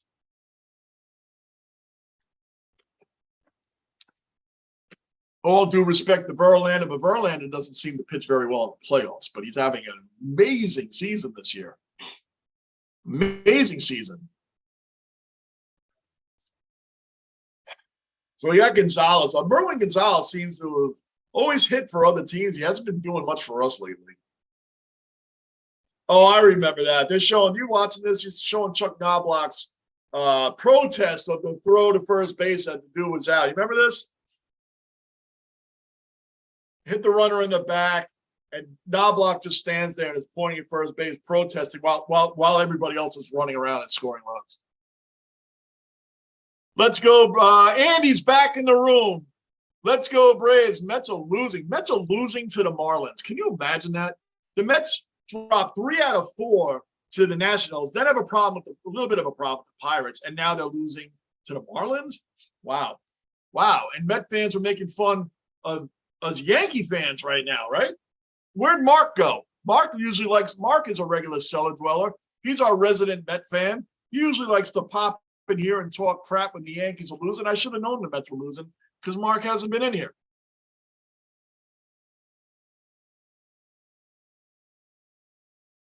Andy, I sure hope we win tonight. Believe in Atlanta. Well, yeah, you Braves are right on the Mets' tail. Mikhailov, Mets down. Oh, I see. Yeah, Mets down 6-3, bottom of the 8th. Yeah, that's bad. It's bad. The Marlins are trash. After everything I just said about the Mets, and they're having hard times with these last place teams, what is the deal with that? The Yankees went through that. They had a gift. It should have been a gift series against the A's and then the Twins. Not the Twins, the A's, and then the Angels right after that. What do? We lose 4 out of 7. We lose 4 out of 7 to Oakland, who's the worst team in the American League. The worst team in the American League, and they're bottom 5 in the league overall. So the A's are like one of the worst 5 teams in the league, right? And then you play the Angels, who, yeah, they have Trout, they have Ohtani. That's a team that's a very beatable team. What do? Drop 2 out of 3. And we split the 4-game series with the A's. That's what we do. We dropped 4 out of 7 to 2 teams that are nowhere near the playoffs. Nowhere near it. And now the Mets come out and they're looking like trash against, the horrible team. Like drop 3 out of 4 to the Nationals. Give me a break. Remember the Nationals like just a few years ago? 2019, right? Come on, Judge. I want to see him bang one out, make it a 2-run. This is what we always have to rely on. When Aaron Judge comes up, all the pressure's on this dude. Aaron Judge, please hit a 2-run home run and cut this lead in half, please, because we have nobody else that wants to hit. Remember the Nationals back in 2019? They had Soto, they had Trey Turner, they had Anthony Rendon, and they had Bryce Harper. All of them are gone. And Max Scherzer, they're all gone. Just 3 years ago. Aaron, what are you swinging at, dude? Come on. Come on, Judge. Remember that? They had all those players, and they're all gone. They're all gone.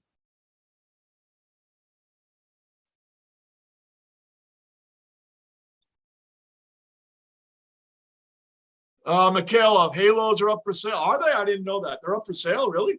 Again, selling the team?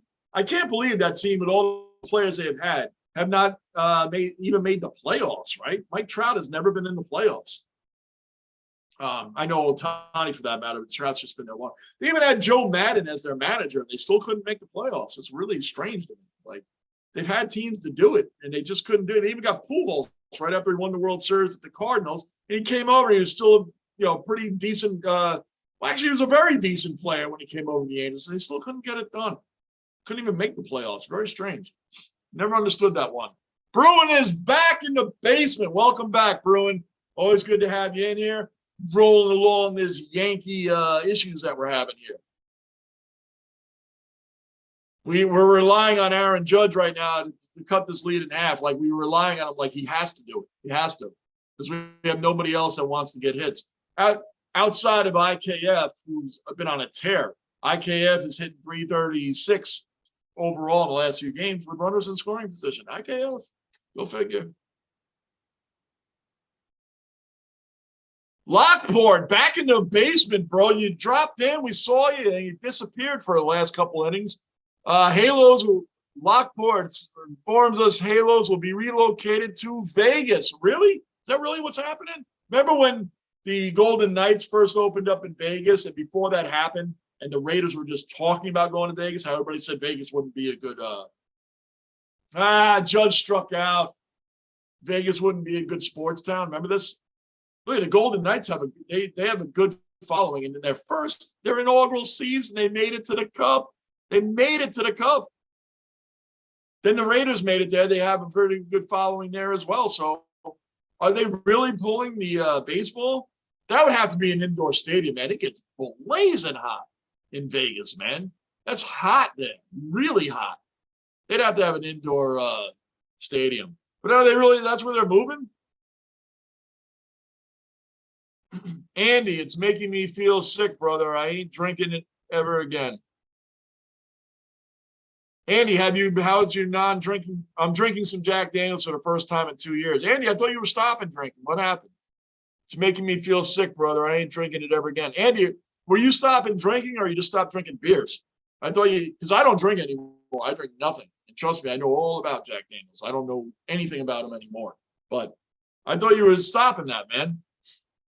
Or you just stopped drinking beers. Andy, I remember you said you were going to stop doing something. I remember you stopped drinking beers. And if you're going to stop, just stop everything. You can't have one and try with the other because it's just going to lead you back to the other. It's just when it comes to alcohol, bro, from my opinion, it's all or nothing. There's no, I'll stop drinking Jack Daniels. I'll just have some beers now. You know, you can't do that, man. It's all or nothing. Promise. Take it from me. It's all or nothing. I've stopped and I've stopped and I don't do anything. I drink water because you can't have this and say, oh, I'll just have some of these because this beers was never the issue. You know what, dude? Alcohol is the issue, period. If you have a problem with it, you need to stop. You need help, go get it, bro. There's no shame in it. There's no shame in it. I promise you. There's no shame in it, Andy. If you need help, stopping drinking. There's plenty of resources out there to help you stop. Take it from me, bro. I promise you, man. It is well worth your time to do that. I promise you, brother. If you need that help, they're everywhere in your area. They're everywhere. I promise you, bro. You can do it. You really can, man. You really can do it. Once you stop, having these is the most incredible thing, man. Water is great. Water is great. So, Andy, I'm pulling for you, bro. I really hope you just 100%. You got to go all in. If you're going to stop, you got to go all in. All in. There's no substitutes. There's no nothing, okay? We're with you, brother. We're pulling for you, man. We are. We're pulling for you. I know I am. Trust me. It's not easy, but it becomes a good habit, a good routine after a while to not be drinking, man. I promise you, man. It's excellent. It's outstanding. You feel so much better. Bruin, that's if the Athletics don't move there first. Yeah, the A's have to be for sale. They're getting rid of everybody, bro. Everybody. The A's need to change Mikhailov. The A's need to change. Could be what they need. Possibly. Bruin says possibly. Yeah, the freaking A's, dude, they are a ghost town. They are a wasteland out there. Can you guys name 6 players on the A's right now? 6? Go. You can't, right? Neither can I.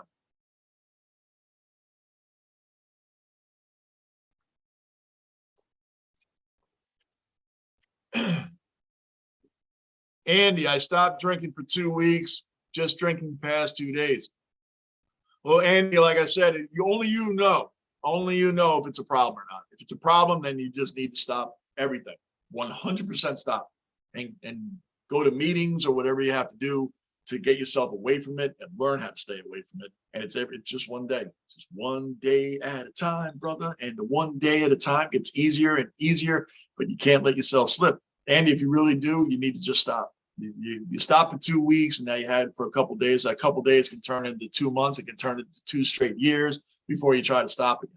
I'm only saying this to you because you've said a couple of times how you wish you'd stop drinking like I did. Listen, bro, it's not easy. It's not easy. And I have no shame telling you guys any of that stuff. We're in the basement. We talk about everything. Drinking serious, man.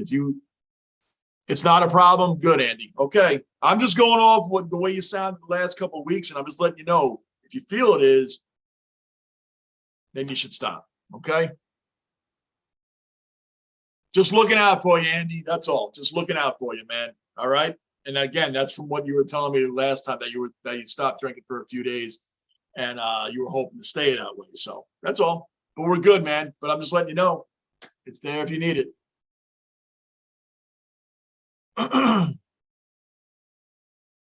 You know, Sean Murphy, you're answering my A's question, Bruin. Like I said, if you're honest with yourself, can you name 6 players? And it's like, no, I can't. The A's have gotten rid of everybody. They even had Starling Marte just recently. Now he's killing it on the Mets. Chris Bassett was like their #1 pitcher. He's on the Mets. The A's have gotten rid of some players. They got rid of Frankie Montas, who was pitching pretty well for them. He had a 3.1 ERA, right? 2.9 since May, up until he came to the Yankees, where He has not been that impressive. And they did bring him out here for the 6th inning. I was wondering to see if they were going to do that. Andy, thanks, brother Johnny. Much love. Oh, yeah, Andy, anytime, bro. Anytime. That is an area I know a lot about. So no problem, Andy. Always here for you, bro. And that's what the basement is all about. We talk about everything down here, man. Everything, especially with the veteran cellar dwellers, man. You guys got a topic, you bring it up, we talk about it, man. That's it. So always here for you, Andy. And I appreciate you, Andy, and everybody else that makes this channel happen. Without you guys, this channel doesn't happen. I'll be sitting here talking to myself without you guys. I look forward to coming here. Anybody new in the room, subscribe, bell notice, hit the like button, keep this basement rolling. We don't have the biggest chat, but we have the best chat. We have the most caring, great cellar dwellers in here. Knowledgeable guys that know about sports. We call each other out when we get something wrong. That's what we do here in the basement. This is a channel from a fan for fans. That's it. We're all just fans together. No one's above anybody else, man. We're not auditioning for anything. This is the basement, and that's where it all begins. Say shifts on, guy hits the opposite field. Boy, these Rays, how dare they drop bunts and hit against the shift? How dare they do that? We don't do that as Yankees. We don't do stuff like that. How dare Tampa play small ball against us? Wow. That's what I'm watching from the Rays. This is the reason why the Astros, forget the cheating, because the Astros have been a very good team since the cheating, so forget about that for right now. The Astros, the Red Sox, the Rays, and the Yankees, let's just say the straw there, from 2017 to now. Just say that for now, right? Those teams have been the top teams in the American League in the time frame from then to now. I know the Red Sox aren't there right now. You guys get my point. All of them have made the World Series and won it, except for the Rays. They've all at least made the World Series, right? Why? What do those teams have that the Yankees don't have, that the Yankees haven't even been to a World Series since 2009? Why is that? The Rays, the Red Sox, and the Astros all have some small ball in them. What we're witnessing right here, Rays dropping bunts that turn into doubles because we rush on throws and miss them, and so a single bunt turns into a double. Then they have hit against the shift. They have players that can hit against the shift, hit it right down the third base line. We don't have players that do that. The Yankees don't do that. And that gets exposed when? In the playoffs. That's when it gets exposed. We're home run or nothing, guys. This team is home run or nothing. Yeah, you get rid of Urshela, you got rid of Gary Sanchez. We're changing the format of the team or changing the plan, whatever the hell it is. They're not changing anything because all we do as fans sitting here in this basement, all of us, when someone comes up like, hey, man, we need a 2-run homer. Hey, man, this guy needs to hit a home run. Hey, man, this guy needs to hit a 2-run bomb or a solo shot. We don't ever say anything else. Why? Because we know this team doesn't even know how to manufacture a run, let alone get one. We don't know how to manufacture a run. We don't know what a bunt is. What is a bunt? What is hitting against the shift? What is that? What is stealing a base? I watched the Mets game the other day. Frankie Lindor has the nerve to hit a double, then steal third. Then Alonso had a sacrifice fly and got him home. Wow, what is that? Oh, that's manufacturing runs. We don't do that. That's why the Yankees haven't made the World Series. That's why they haven't made it. It's home run or nothing with this team. That's it. That's it.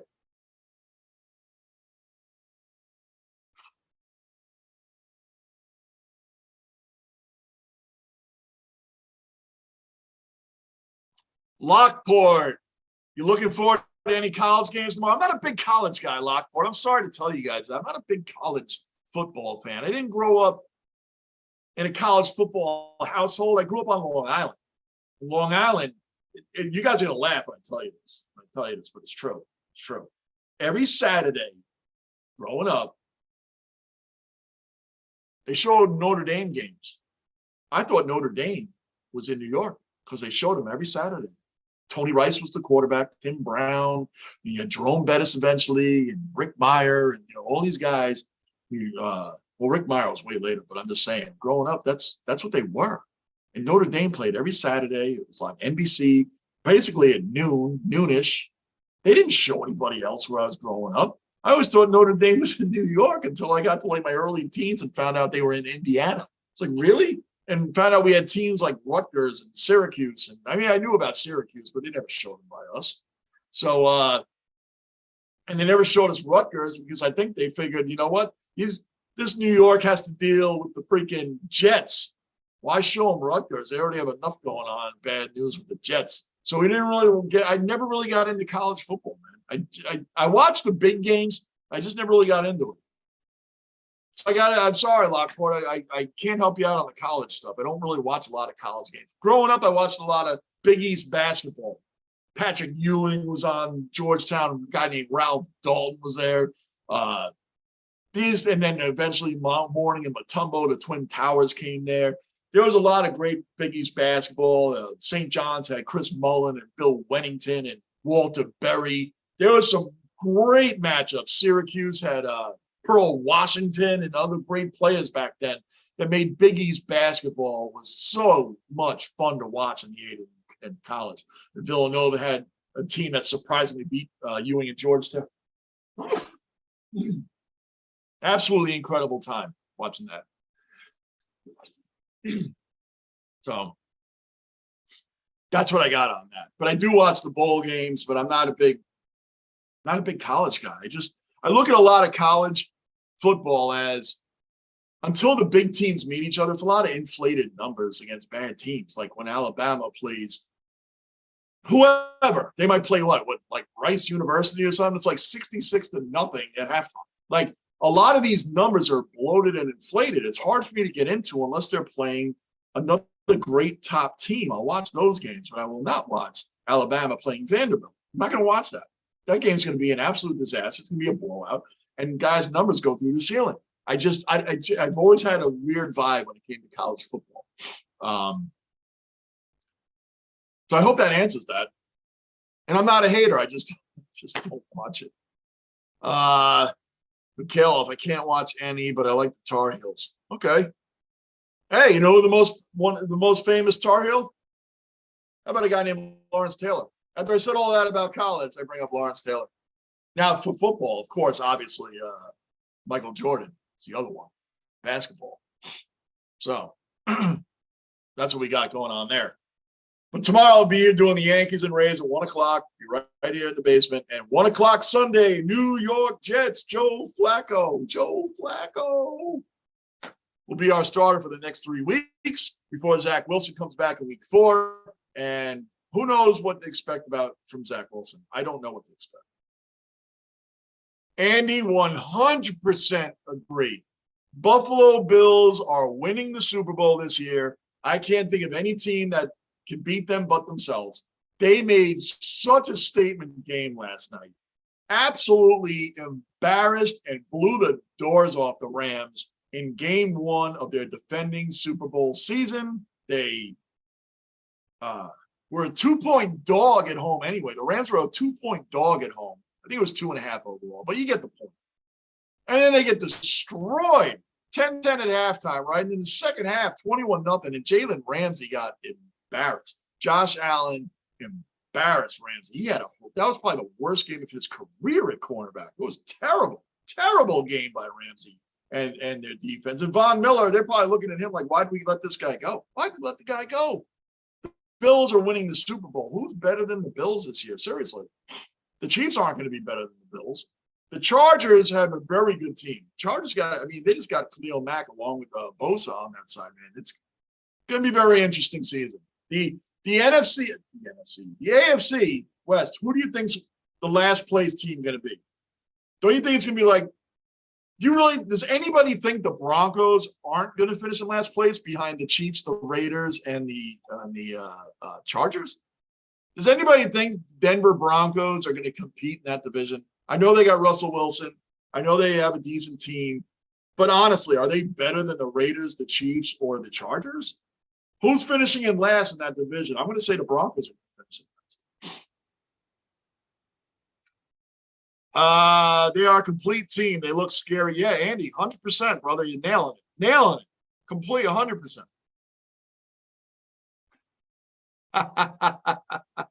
Mikhailov, Mets lose equals no Lunicorn. Look, in Lou's defense, he does show up when the Mets lose. He does own up to it when the Mets aren't playing well. He does. But yes, I don't. if we haven't seen Lou by now, we probably won't see him. But I do tomorrow or Sunday. When I know he'll definitely be here for the football game Sunday. But knowing Lou, I'll let him know that you said that, Michaela. I love it. Mets lose equals no Lunicorn. You know what it does equal? We haven't seen Mark. Mark, the Met fan, popped in here earlier just to let us know, to remind us that the Yankees were losing, right? And we haven't seen him because the Mets have been losing to the Marlins. So we haven't seen Mark. I don't know what happened to him. And I haven't seen Rick the Ninja in here. I'm gonna send let's see here.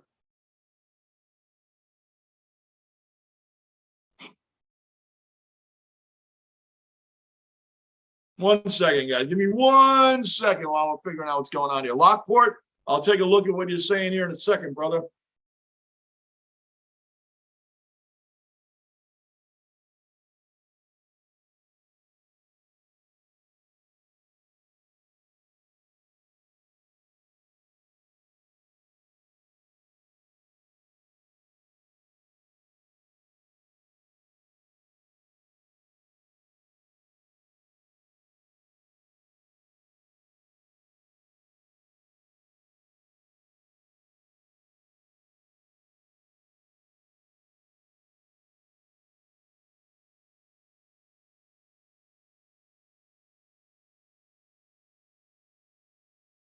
All right.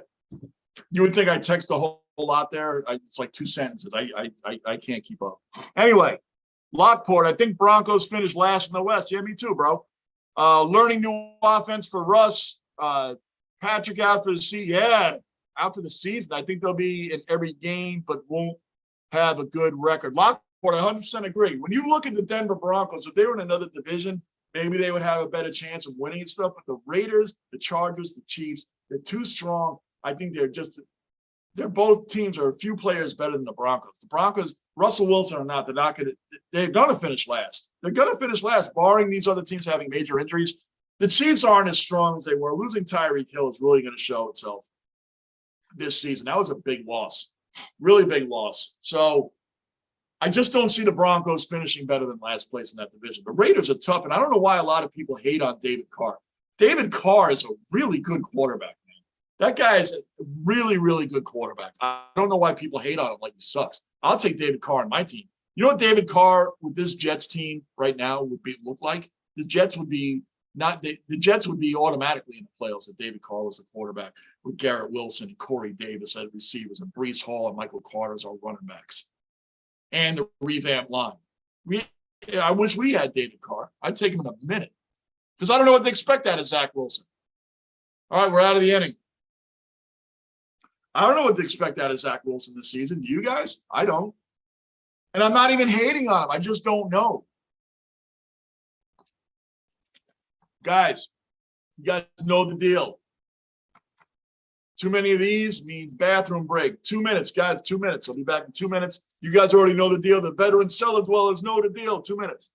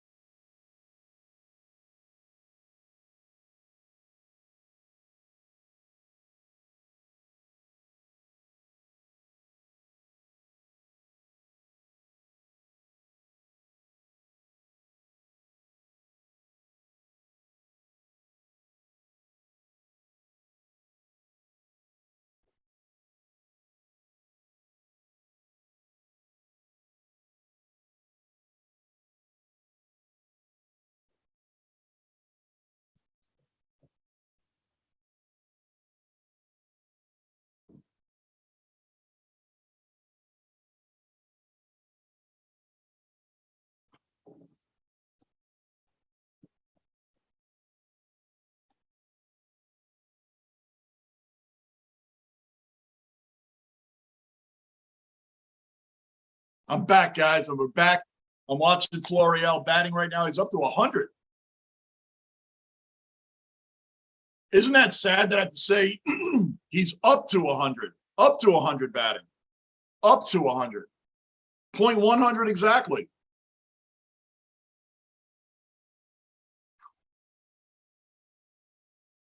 Come on, Florial. Let's go. And you know what? Amen. Because we can't rip on him. Because amen that Aaron Hicks got replaced in this game by Florial. Got replaced. We'll take it. Let the kid get a shot. Let the kid at least get a shot. Let Florial get his shot, man. Aaron Hicks is a waste of space. At least we got somebody out that's going to give us some effort. You know, I will not knock these kids, man. These kids are up here. They're trying to play. They're trying to make their space on the team. We got to keep moving forward with them. This is the move right here. That was a great move by Boone. Replacing Aaron Hicks. He should have never had him in the game to begin with. Quick, 100%. Quick, 100%. Yankees always have trouble with the Rays. Always. 100%, bro. Yep. And Florial just struck out. This is Rasmussen's 9th strikeout today. 9th. Incredible. 9 strikeouts. This team can't do anything. And yeah, quick, they always have a problem with the freaking Rays, man. Always. Rasmussen's about to go through 6 innings. He only has 81 pitches. He's right on pace. That's how you pitch. Right on pace. Right on pace.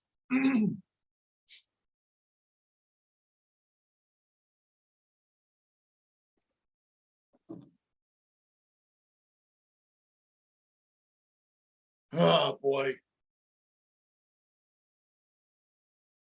Well, we'll see what happens. I have no confidence that this team's going to come back today.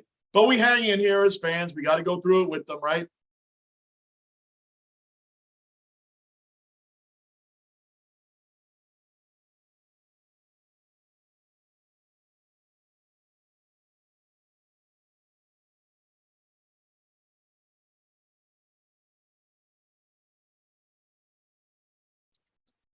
All right. IKF is IKF again. He's been one of our better players. It's really sad to look for guys that have been our better hitters, man. We desperately need our full lineup back. And again, no one's crying any tears for the no one's shedding one tear for the Yankees. Not one for all the injuries that we've been having. Not one.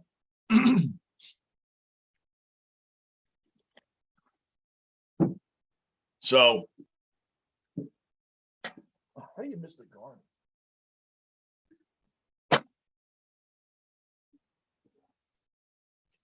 This Yankees got me so upset. The garbage can literally is like it's like right here. And all I did was go to drop this in the guard, and I missed it. I missed it as badly as Aaron Hicks missed that fly ball. That's how badly I missed it.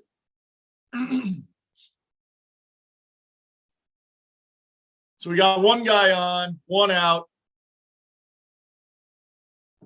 and 0 on the board, as sadly as usual, we're going to say.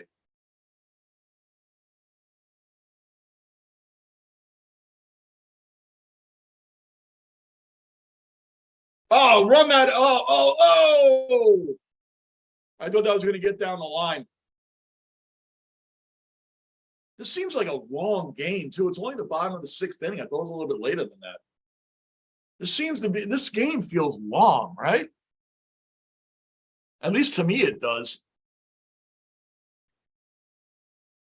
Seems like a slow pace tonight. Should be like the 8th inning by now, not the 6th. I guess it feels long when the Yankees do absolutely nothing at the plate. Nothing. I guess that's why it seems long at times. But yeah,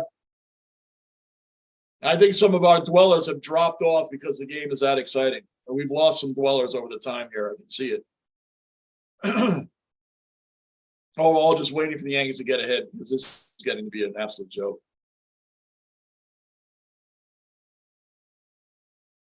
Let's go. I've been running around all day. Uh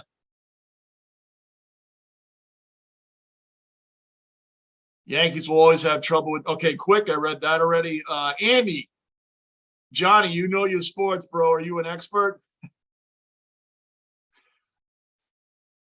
Well, thank you for the compliment, Andy. And no, I'm not an expert. I'm just a diehard sports fan, and I don't know everything, man. I mean, it's been shown on here. I don't know everything, but I read a lot of books. I read a lot of books. I read a lot of books while I'm watching games. There you go, IKF. Oh, I got a hit.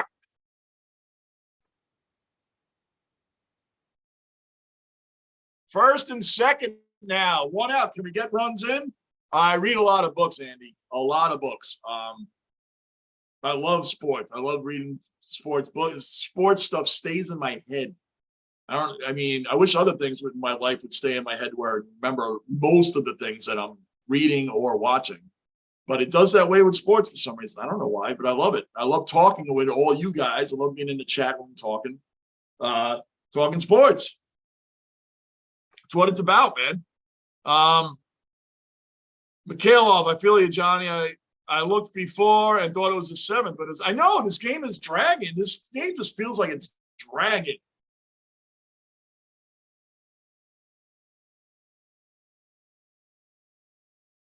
Game, yeah, it just feels like it's dragging. But yeah, Andy, to answer your question,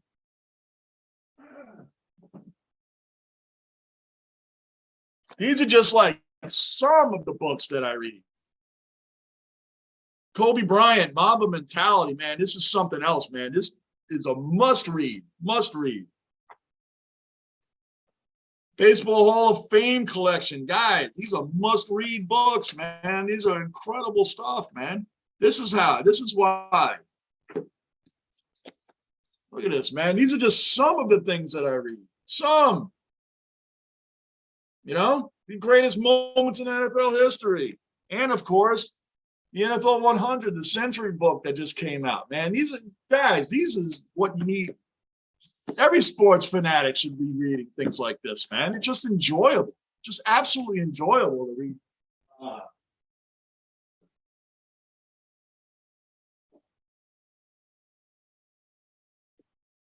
Absolutely enjoyable stuff, man. Hey, Bruin, all right, you're bouncing on us. I don't blame you, Bruin. I may not hang in here this whole. I've been up since 5:30 in the morning, man. I'm not going to last much longer either. I might be bailing on you guys too. I apologize. I'll be here tomorrow at 1, and I'll be here Sunday at 1, and we're going through the whole week. We really are. Did a lot of things around here today. I've been up since 5:30, so I've been up almost 18 hours, man. I'm getting tired myself, and this game is not helping. It's not helping. So anyway, yeah, these are the kind of things, Andy, and anybody else, when I would watch games, a lot of games, I'll read those books while I'm watching the games. And they're tremendous, man. If you're really into sports, this is how and the knowledge just stays there. But I don't know everything. I don't. There's plenty of guys in here that are excellent with the sports knowledge. You guys really are. You guys make this channel happen. I love talking to sports with you guys, man. I really do. I really do. So let's see if we can get some runs in here. Stanton's coming in. Stanton is coming in for Cabrera. So I guess he's going to play the rest of the game in the field. Come on, Stan. He hits a 3-run homer. You see, just like I mentioned before, we got to always hope for the home run. We got to hope for the home run. We got to hope for the home run. We got to hope for somebody to come through.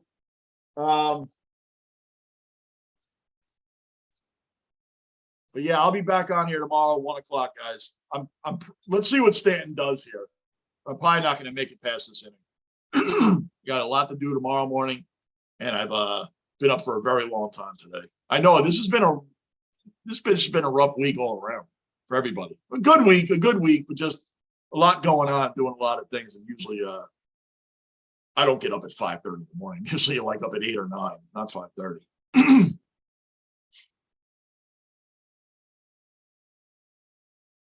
The Braves game isn't on TV.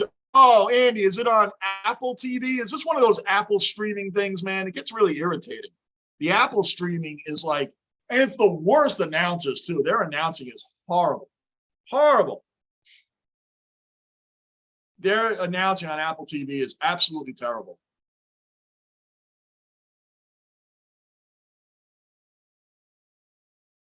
Up and Stanton grounds out.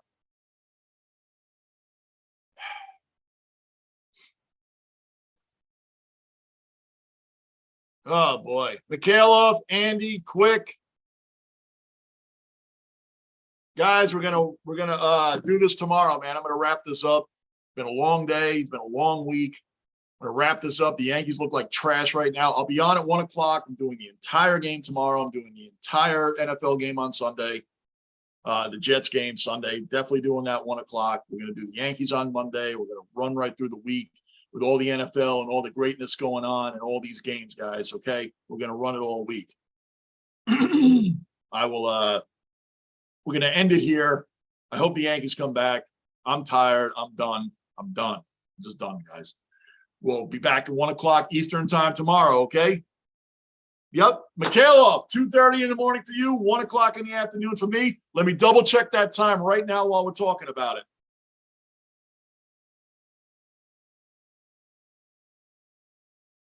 Let's double check. Let me double check because once in a while I get this wrong.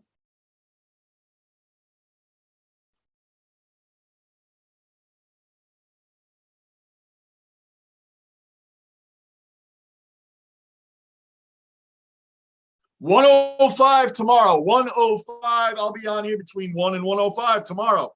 Lockport, Mikhailov, Quick, Bruin, and everybody else, Gunner, and everybody else that is regular cellar dweller in here. I appreciate, love all you guys. You guys make this channel happen. Anybody new, subscribe. Don't notice, hit the like button.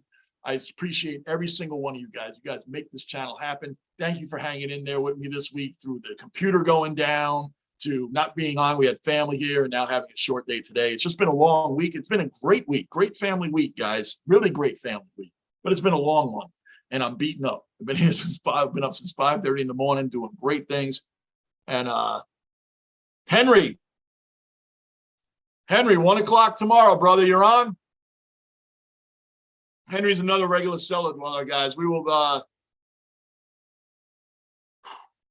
we'll finish. We'll do this tomorrow, guys. We will do this tomorrow.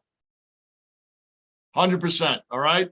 I appreciate every one of you guys. I feel bad leaving you guys. I really feel badly leaving you guys, but I'm done. I'm just tired. I'm shot.